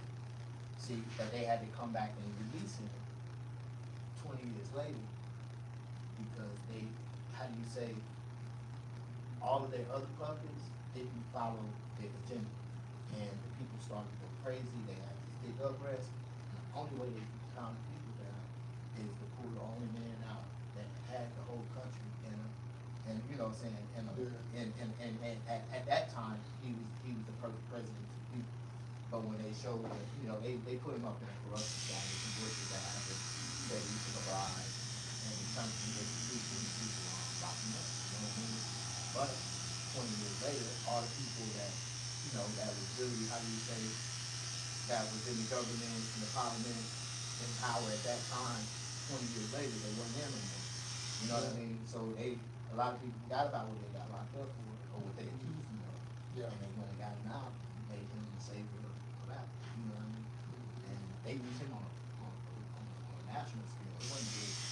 But that was because he had connections, they had to, it was a lot of agendas that America was trying to get through or break up. You know what I mean? That was shortly after they got out of Muammar Gaddafi. Yeah, no, Muammar Gaddafi was already. Matter of fact, at that time, Omar was up. He was a strong political figure, but he still was a threat to the U.S. government. Yeah. You know what I mean? But his country was too big; they couldn't take him out. Obama took Omar Gaddafi out. Yeah. With Facebook. He put an AI generated fucking video and having sex with a dude on Facebook. You know how he is now.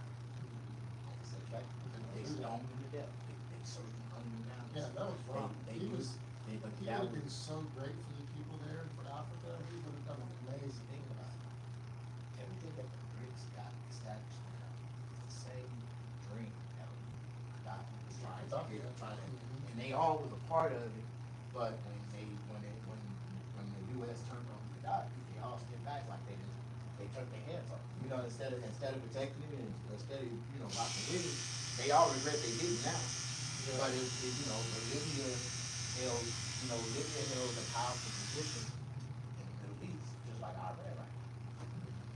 You know? And subliminally, Iran don't see it, but they next on Oh yeah, Iran's they next. next on the takeout. Syria's getting torn apart right now. Guess who's gonna take out? Israel. Well, I'm telling you. Israel will use us to do it. No, Israel, they gonna pull it off. you think Israel The will? same way they done hit all the Hamas leaders, but said eternally deep within. It seems like Israel has us a lot of has us in a lot of proxy wars for them. But no, it's us have Israel in the proxy wars. See, at first it was us, getting it that. But now they don't. See, they built the power in Israel where they can take dirty work and look like the bad guy. But where all the ammunition from? Where all the that's us. You know what I mean? Like every warhead, everything that they shooting comes from us, right? And they just sold, they try to make it sound like they sold them military arms, but they really gave it to them. You know what I mean? Like, There's a vested interest there. it's a lot of interest there because, when you look at it from a biblical standpoint, if Israel did not exist, then the Bible don't exist. True. None of their religions Makes will sense. hold merit or weight in the real mental sense of, you know what I mean? Yeah. So Bethlehem happened. All these places that wasn't there, Oh, it has to be there now in order for religion to hold its things in society. You know what I mean? And if you really look at how the book was written, none of those places existed. You know what I mean? If we go back to the 70s, none of those places exist. You know what I mean? Like, and the people didn't view people like it is. But in so many ways, like, it's, like we watch all these other, different, it's been man conquer man over there ever since the best of time. You know what I mean? yeah. And it's never our fight, but a lot of these people that come from a lot of places that they come from, it was their forefathers, their grandparents. You get to thinking about the Greeks and you know what I'm saying, the Persians and all the different All the countries that were Yeah. constantly fighting and conquering. and that's what it is. But America, over time, over the years, has put in some of their best from every country that they destroyed and offered them asylum to work for America. So we got a bucket of people from all different, and this is what America will not admit, that most of the Nazis. Oh yeah, that's our technology. That's nothing right there.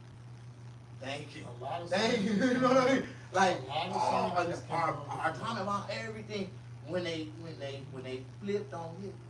You know what I mean? When they flipped on Hitler, half of those people came right over here, and it was the Got same asylum. people, the same people that was that was doing all that BS. That's how we made so many technological advancements in this country. And that's how do you say they still fear on all these other countries because they knew we had the sciences, the right, All what I'm the saying, the resources and technology, but now, evolution done evolved to the point where, you might got what you got, but we got, and we believe now that ours might be strong enough to compete, and nothing else compete with what you got. You know what I mean? Yeah. And that push your body weight, that we the strongest, we the #1 nation in the world. If you don't go, we say eventually these people will start to go against, that resistance. And that's what we have right now with all these other countries.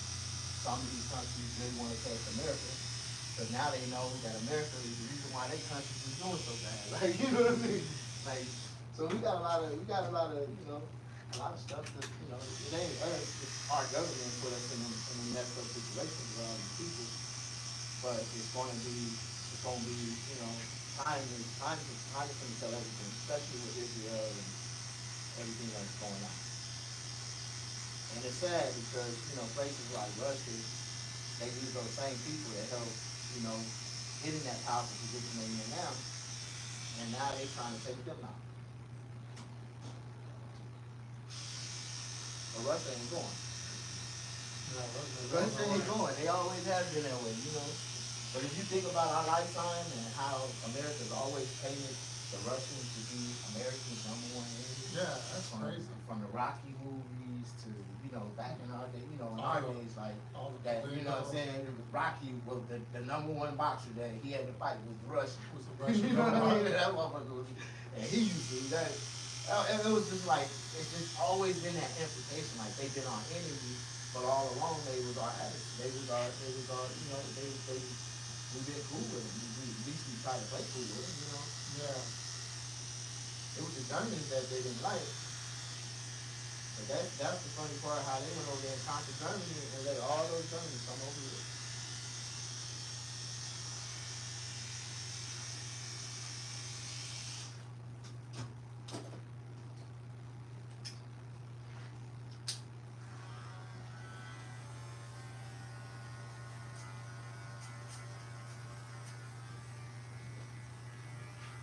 You got the mic and everything, huh?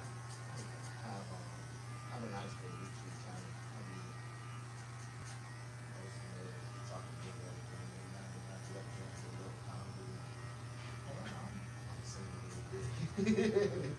having fun, man.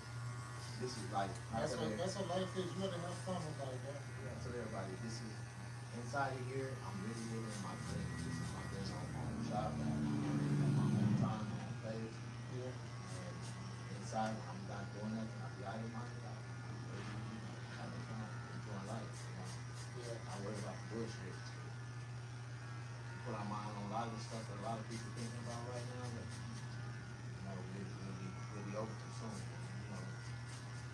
Overconsumed minds never function properly. I try to have a lot of things that don't affect me. It ain't got nothing to do with me. I try to bring it to acknowledgement, but I try to stay away from emotion. It's a lot of stuff we see every day, like, yeah, man, how that happened, like, it's sad what happened to those people out there in the Palestine, you know what I mean? But to me, I think that was deliberate, and it's gonna push our market through the roof. Oh, yeah, I see. 30% of those people coming out here, 30, at least 30, and they buying. Oh, man, they building tons of stuff back here in this area. Yeah, back there where I live out on Black Shell Road, ain't nothing under 35, 45 square feet. And big, like, they building something, like, they got this one little spot they working on, like, every household, I wanna say, 8,000, 10,000 square feet. I'm talking about, and maybe mansions, Huge, yeah. but it's a whole row up. Like, so, the further you get to the backside of Ranchero, when you drop past 7th Street, you start to see palm trees, lights in the middle of the road. Yeah. It gets larger, and everything behind that lake back there is. I'm like, wow. And you go online, go to Zillow, you see those houses on the market start at $799. That's a great buy-in right now. Because 2 years later, it'll be 1.2. Everybody I know that bought a house in the last 5 years has been got at least 150 plus equity in their house now. Oh, wow. That's how fast rapidly Things are going up. going up. You know what I mean? And by You almost wonder 2028, if things are gonna go back down in 2008. have you seen anything ever go down in our lifetime? In 2008. Yeah, that's when they did the crash. They got a, how do you say now? It'll never crash like that again. You know what I mean? I hope not. That was pretty bad for a lot of people. Yeah, it should have never happened. Or the government should have guaranteed to back it up. They should have came in and backed those people up. So a lot of people lost out big time. But they know that the banks, they didn't bail out the people. Exactly. And the banks was the ones that caused it. I had an uncle that was big real estate tycoon. Two fellas. Deep depression, Lost all his weight for real. He damn near stressed himself to death, bro. He ended up dying from throat cancer.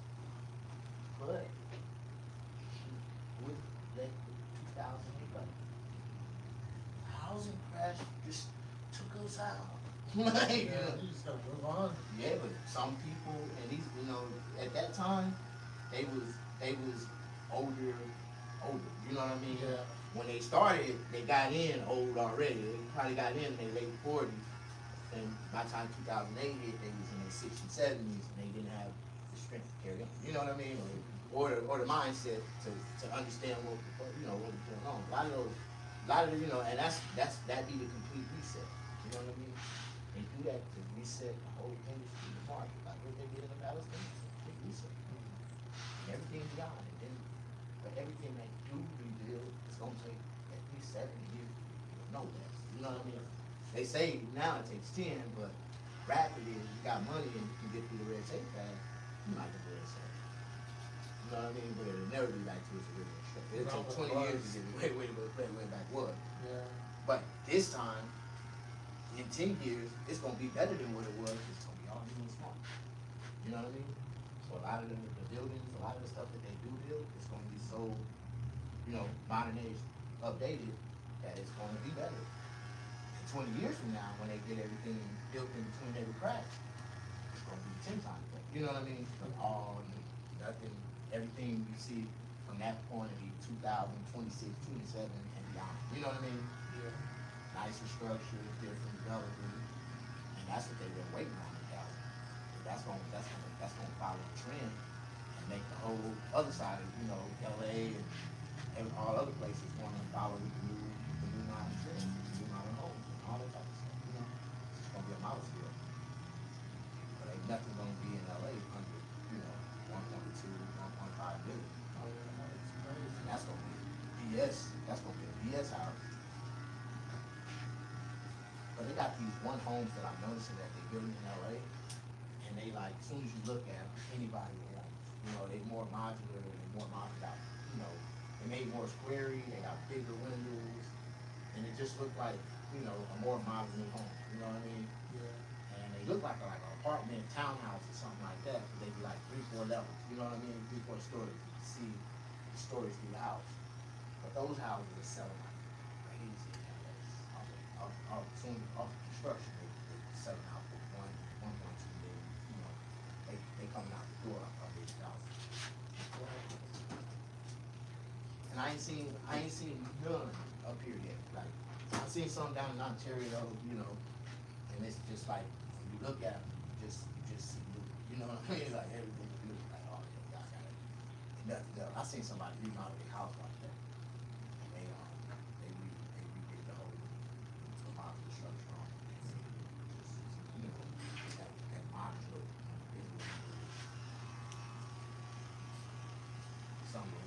I used to say sunroof ceilings. Yeah. It's just that new shit make it look good. They got some nice houses down there for $395, smart houses and stuff like that. But the more elegant is over there off of Ranchero. This is a house over there. And then these little side pocket streets, they got some new houses they built. And Atlanta too, towards Atlanta, towards 395, that's, I think they're about 500,000 some of those houses. What is it called? Like 380. Yeah, everything smart. Walk up on boards, yeah, everything.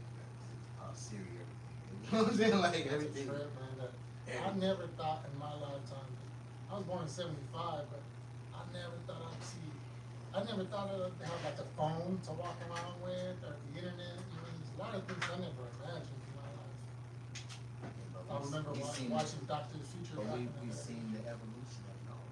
Yeah. Think about it though. Everything we've seen in Back to the Future, ain't none of it here yet. You know what I'm talking about? We ain't got no hoverboards yet. None of that. But the technology it's not in society. You know what I mean? But they got China got this little hoverboard thing, like little spaceship thing they had on the internet with the Especially in China was driving on it. China got some They crazy released that. technology. That'd be cool. It don't look nothing like a drone or nothing. It looks just like a little hoverboard and it hovers off the ground like 4 or 5 feet. That'd be cool. A lot of the technology, a lot of the stuff that we thought that'd be here right now, the flying cars and all that, is none of that here. The Jetsons.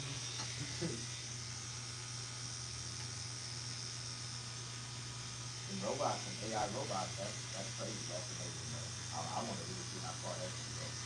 Yeah, that'd be cool. I'm really waiting for Bobby and me. Hang up. Or cookie food, like, hell. And then you get to thinking about that artificial intelligence to the point where do they get right? You know what I'm saying? People always come up with something. You ain't gonna be like, you can't work them for more than 8 hours a day. The computer. They're talking.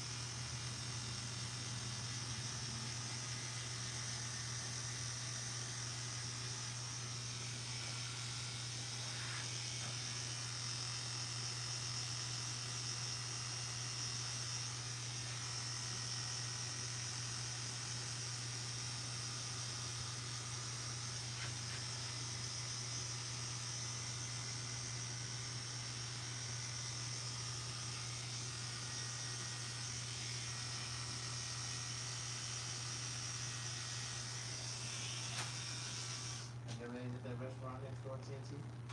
Yeah, yeah, it's pretty good.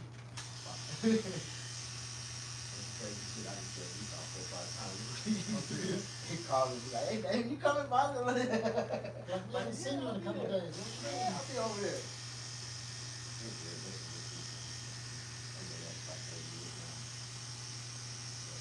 You know that's a good restaurant on Sunday. If you're not in there about 8 o'clock in the morning, it's a car wall in that motherfucker. Every other table, every other group has somebody so big that they can't fit inside the booth. They gotta sit on the outside of the chair. You be like, dang. You started noticing that? You be like, man, this is good food. You be like, yeah, you come here for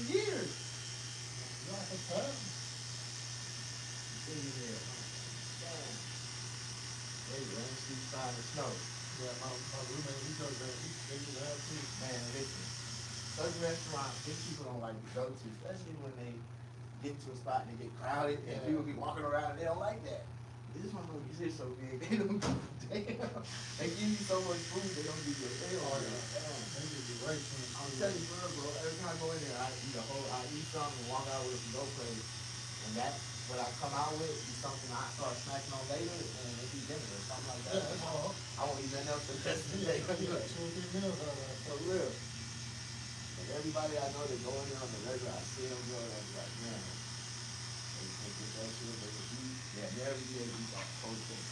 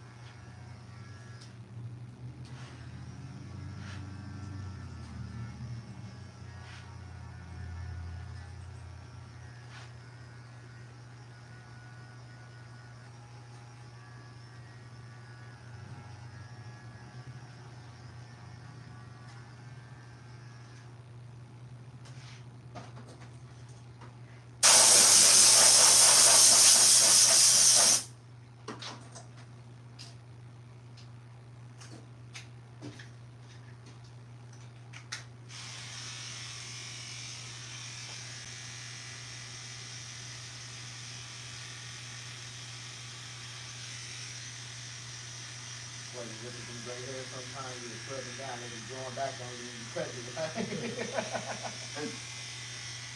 No, I cut that.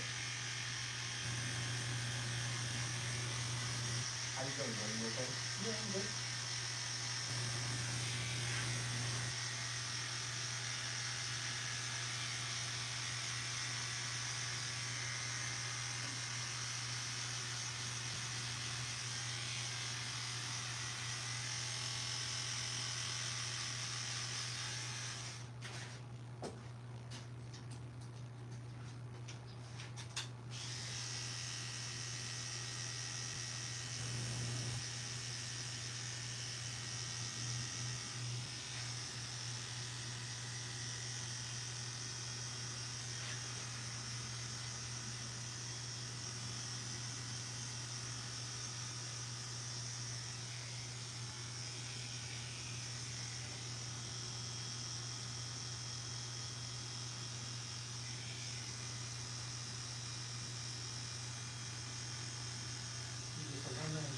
Other people listening. No, I'm saying I haven't found no licensed barber shop, man.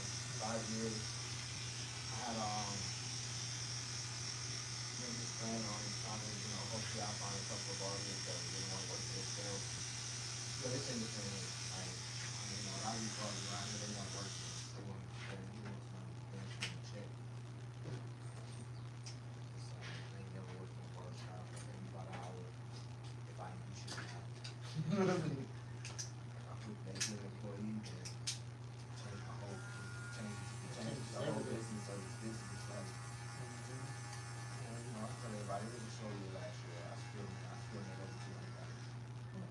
There's a lot of money in this, and these people around here, really got the potential to make more, but they work for another company. They charge them higher prices. They don't get none of that money, and they're ready to take a commission hourly pay. Take a step out of faith and try on their own. Every customer that you get, pay you that money. You just have to pay your truth and every week. Pay your money. A lot of people, because they got it set up around their own stuff. I'm trying to give 70-30, they get 30% of the work they do on the fires. And they pay them $20 an hour. But Yeah. it was crunch time and buying 20 people in here. But the best way to, build clientele and catch and keep is suspicion. Take the time on every client, the best thing you can do. And then 10 minutes, man, right? Yeah, I can 15 minutes, get them out in 15. But the part that you cut, takes longer. I can get it to you fast and quick. They gonna be good. A lot of people don't understand that this is the real professional, the barber is the real professional relationship. Yeah. Bring about this person here one time, and one thing is to do that for a lot of time. And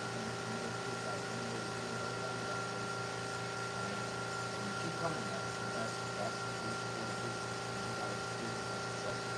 Only reason why it's successful is because you got to turn the customer. You got to turn the customer.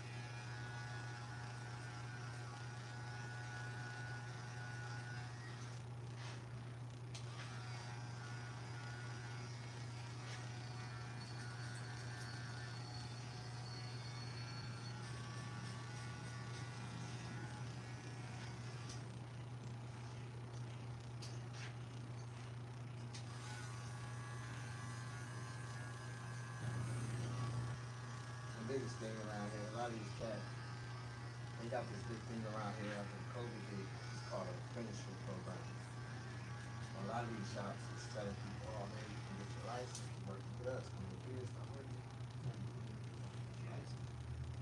And the apprentice program is 2 years. Working under another barber for 2 years.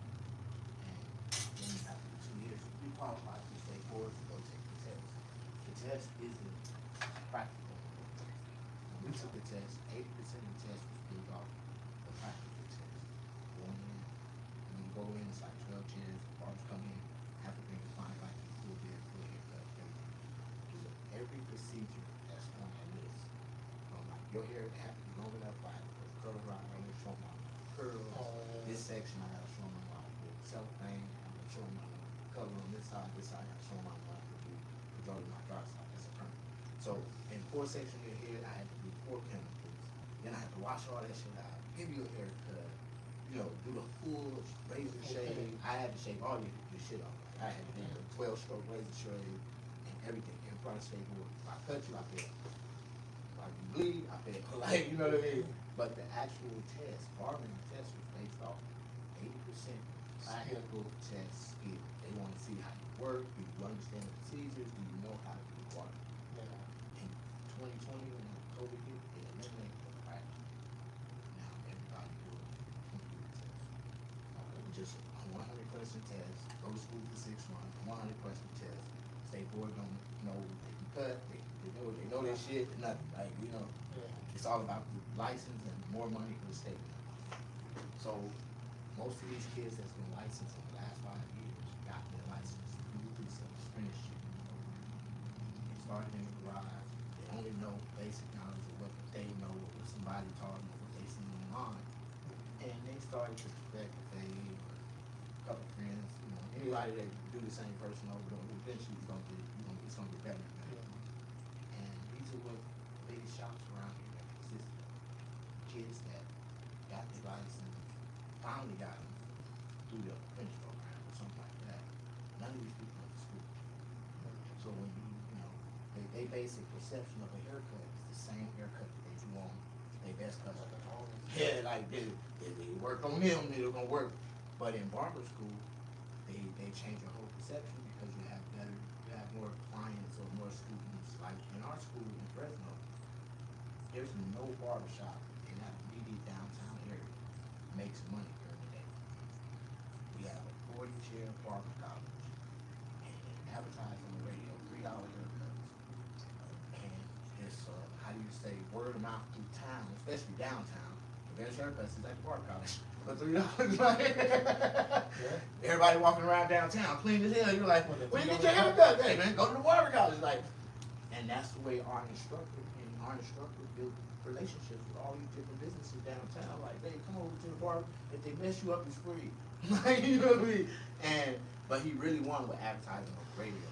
So like, the way his model was, he had 20, like 20, like he just split ratio and racing part, like 20 barbers, 20 blacks, 20 Mexicans. During the week, Tuesday through Friday, no Mexican or white person can cut a Mexican or white person. Have to cut the opposite. Tuesday through Friday. Saturday, open life, anything go, everybody go. But he did that on a perception. And these were the entry schools. The first 3 levels was freshman, sophomore, junior, sophomore. And you're a senior school, anybody can make an appointment for the senior school. For the senior school, we only have 10 cuts a day. 5 of them are booked appointments, 5 of them are open walk-in. Like, we can't just be booked out. We have to split. We have to split. Yeah, we do some walk-in. So, but the way he had it was after for senior barbers, once you make it to senior level, you only do those 10 cuts. And you have the option to stay on the floor for the rest of the day or go to the back and work on stage. You know what I mean? So the say for instance, the freshman barbers, all the freshman barbers had to get a minimum of 5 haircuts a day to even go to the next level. You know what I'm saying? And so to the sophomore, freshman, sophomore, junior. So when you get to the junior level, you gotta get 9 cuts a day.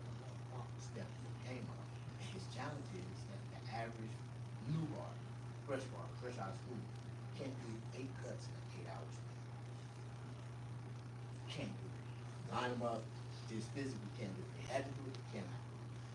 And you know, with the right type of tools, certain, like I said, if I wasn't talking to you, that would be done. But in the course of, how do you say, of a barber cutting and doing some hair, it's like, in the beginning, you know, everybody's slow, they inconsistent, they don't know, you know. Yeah, when you first You start can't out. put a time on, you can't put a time on practice, you know what I mean? Yeah. So, but And it once, builds confidence too as you Yeah. keep on. but there's certain like tests that we took to build up confidence. We had to do 7-minute daily tests. We had to do. So once he started to get you stepped up, by the time you make it to the junior level, you're doing 12 cuts a day. 12 cuts a day, no problem. Usually I had 12 by 12 o'clock. And the thing about barber school is because there's so many people sitting in line, you're trying to get to that next. You're trying to get your numbers up. So you know, even if it ain't the best, but the thing about it is that the seniors, at the end of the day, the seniors aren't referees. We walk around and we critique all the younger barbers. Check it out. Yeah, you gotta put this in, you gotta put this in, you gotta put this in. So we took them to the next level because we already seen the level. Yeah. You know what I mean? And we're showing, so we was hands on showing. The instructor Someone had it brought where, you up, yeah. So you bring someone Yeah, else. and that's the way he had it, where, you know, every barber that came out of our college, if nothing else, they had that common basic knowledge to cut anybody's hair. And that type of knowledge, you can go anywhere and survive. Anywhere and get down, right? You know, and you'll be better than the average barber that's been there for 20 years. He's always teaching barbers to be better than the barbers that's already got. You know what I mean? Yeah. Because you ain't gonna be good if you ain't better than the one that's already good. You know what I mean? You ain't gonna make no money if you ain't good. And a lot of these barbers, because of lack of knowledge, they don't have it. You know what I mean? And it's sad because the ones that don't have the knowledge, they got a little money to blindfold the people. So they walk in, oh yeah, it looks real nice. That ain't, you know, that ain't their money. You know what I mean? It's the bank money or some you know, cartel investor that put some money in their hand and it never their money. They ain't never put and I ain't never seen too many people that put their money on themselves. You know what I mean? Especially if they got knowledge of credit and all that. They're not gonna start a business with their own money. They rather take it, you know, they gonna do it, they gonna take a dip, they gonna try to be smart about it and use credit, try to, you know, win and make things happen. And, you know, the average man, when they do start on their business or do stuff like that, they have knowledge of all that, you know. But in the barber world, for me, I had none of that. No credit, no none of that, just stepped out on faith. I had found the good and I had $7,500 in my hand. I dumped it all in myself. Now I'm $7,500. You know what I mean? So, like, some of these guys is, they're sad, you know, because I don't have any barbers because of their perceptions, you know. Yeah. Or what they, you know, how they, you know, and that's another thing, because we're a little older, social media, even though we watched it evolve, some of us just didn't, and we still can't catch it. Like, it flew over a lot of our heads, like, especially like the following part, and all these Instagram people got big following. I've been on Instagram since the day it started, I got 300 followers. You know, now my YouTube channel is a big difference, you know, I got like 20,000 followers on YouTube, but I'm new, so that's something that's been built over the years, you know what I mean? Yeah. But I did the same platform for other Facebook, Instagram, TikTok, all that. None of it. I went live, I did Friday, I was doing this. It's the same thing with my YouTube. I didn't change nothing on my YouTube that I was doing on it. Just being me, like, you know what I mean? Something just hit different. And it hit different, like, for real. And it's crazy, some of the same videos I got on my YouTube channel, I got on TikTok, Facebook, all that, and none of them did mine. I got a couple good things with the barber, you know, nothing else catching attention with the barber. Yeah. On YouTube. And it really, like, to me, just makes sense, you know, and I got a really cool problem, people pay attention. You know, we don't ask for a lot, you know, especially when you know, how you say, you had no intentions on being in it a long time. Like, I never thought that you would play out. Well, I started out just something just to get out of, you know, just to get out from under my grandmother, you know. Yeah, out of she was in my head, like, every month my grandmother would go up and play my state. Change my grades, make sure my kitchen was full, like, you know what I mean? Like, make sure everything was straight, like. And that one semester, man, I probably went to class like 4 times. I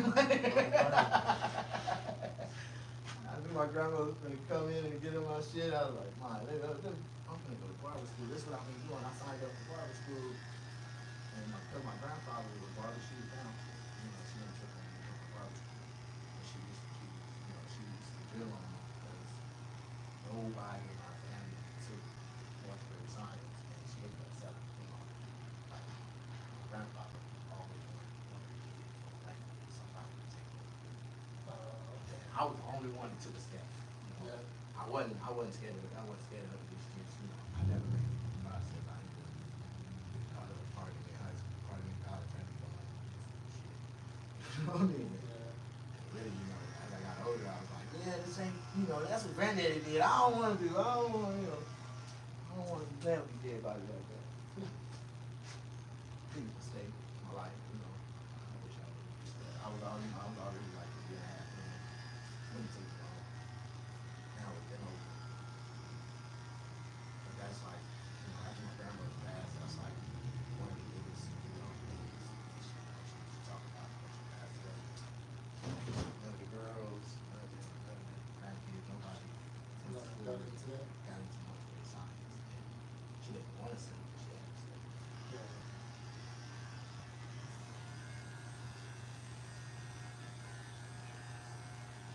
And my grandfather didn't make them his kids make them. You know what I mean? He let them do what they want to do. And, because he was making that little money, my mom, my aunties, all them went up on the coast and they were party girls. Trust my baby, they waiting on them older to die. Like, hell no, we ain't doing no bodies. My grandfather used to beg them girls, come on in, come on, help out.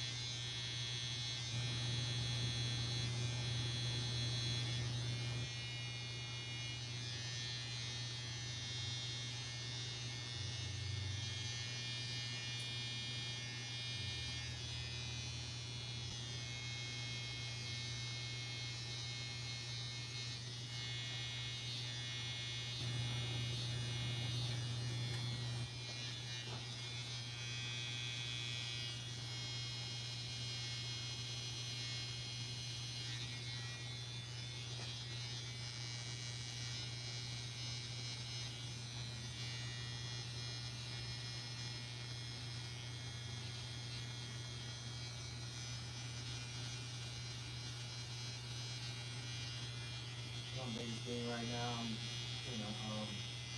trying to root myself out here, man. Like, getting good. I'm a nice piece of land out. I'm a certain valley tenant, man. I'm just starting a RV park, building an RV park out there. Little summer oasis, Yeah. out there right now. Airbnb type. No, I ain't gonna Airbnb it, but I'm trying to get some permanent residents out there. But mainly like this I used to say like an RV park, but I'm trying to build some. I'm trying to build some little trails, like little path trails, little adventure trails for people to ride like little tours out there. Oh, A lot of people got tours out there. yeah. Like little lakes. All that shit I do, all the backside, all the bars, so that's gonna be all the this lake, this one little, we call it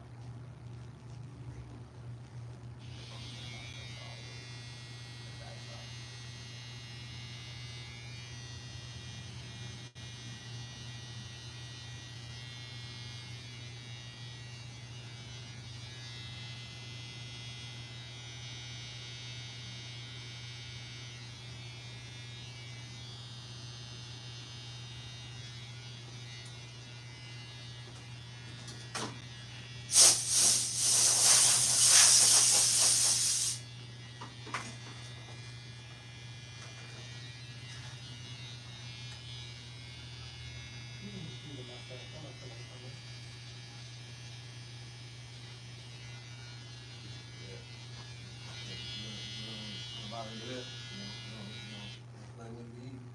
It don't bother me. I don't like Rugged.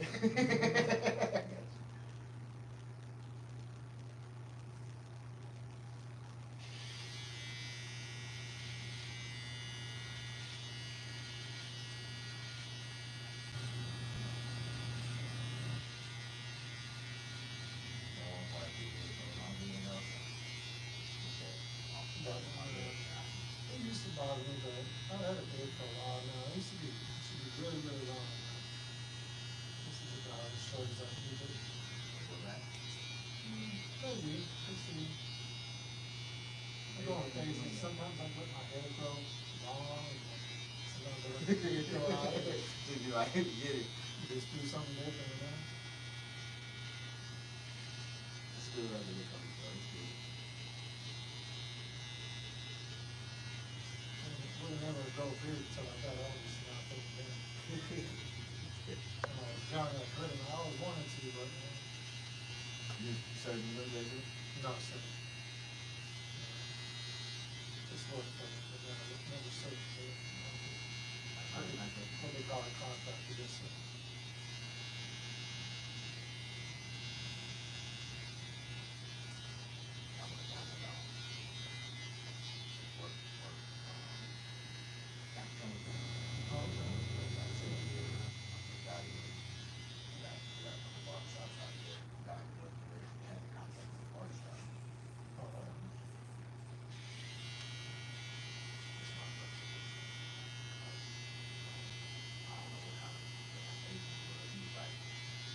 Top secret border patrol 101. Like, look, I'm like, really, you retired, green, but it's on the border patrol.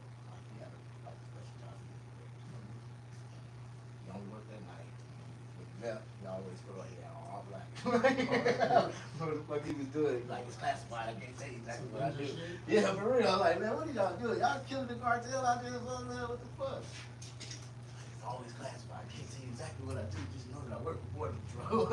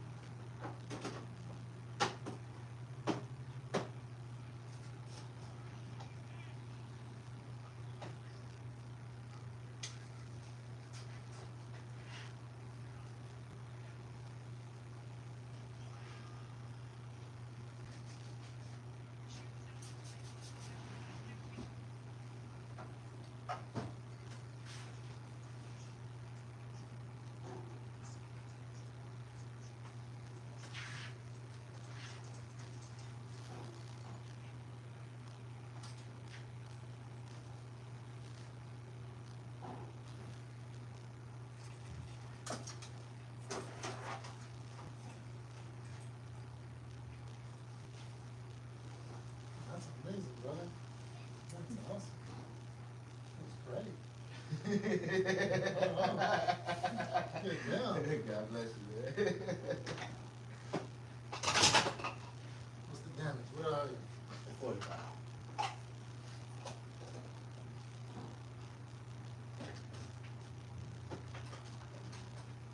One thing about a good barber, a lot of customers get their hair cut by a lot of barbers.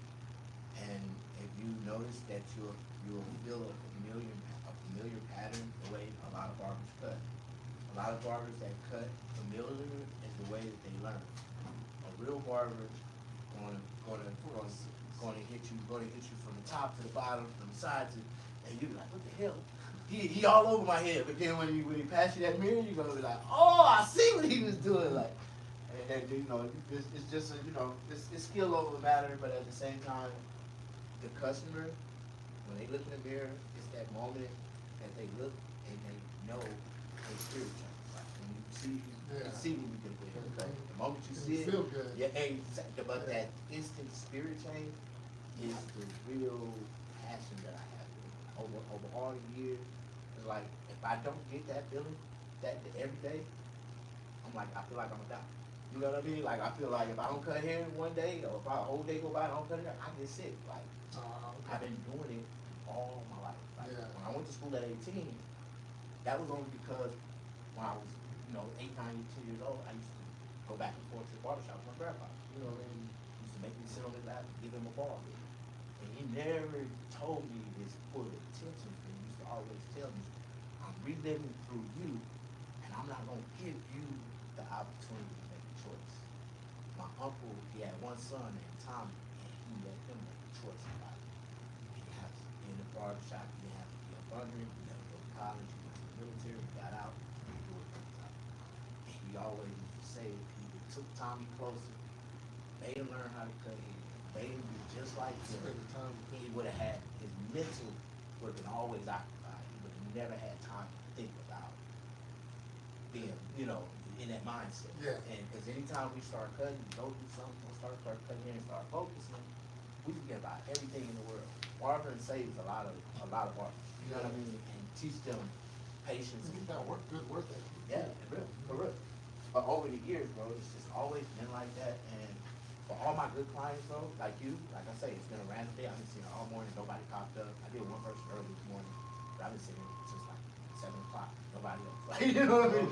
Yeah, you put up, I was just figuring out something. Go by the mall. I used to, Because I seen you drive by downtown one time, and I was like, I'm is he a mobile barber? I'm always rolling through it. And I usually ride in the area for barbershops. Oh, So it's a marketing strategy. I'm trying to attract barbers to be like that one. Yeah. They'll see me riding around when they at the shop, they ain't really doing nothing. This dude, Yeah. What's going on? man, this independence, bro. Like this is independent at its finest. I didn't shut down last night till 11:30. Oh, wow. But yesterday on a Sunday, I made $1,100. Oh, wow. Cutting hair is, I tell people it's a good career, but you gotta really look at it like that. Most of these barbers that work in the shop, I mean, they make $1,100. Like they get their little cut and they pay them about an hour. They really dictate themselves from making the money that they really They cut make. themselves short. They cut themselves short and making the other people rich. You know what I mean? They don't care. They close. You say how much they don't care. This one shop down the street closed on Saturday. On Saturday? Saturday, the busiest day of the week. Yeah. They shut down. I'm like, okay. That's crazy. Wait. Well, right on, brother. I appreciate it. God bless you. God bless you. Thank you for being patient. Of course. What you want, son? You want to I'm okay. You Thank okay? you. God bless you. God bless you. Thank you. All right. I'll be back, brother. Thank you. God bless y'all, I man. appreciate Thank it. you. Thank you.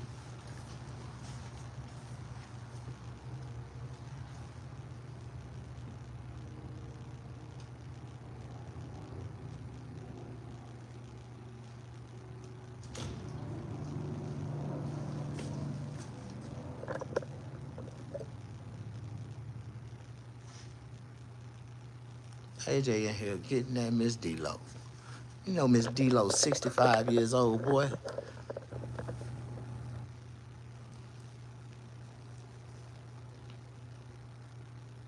I did not know I was live that long.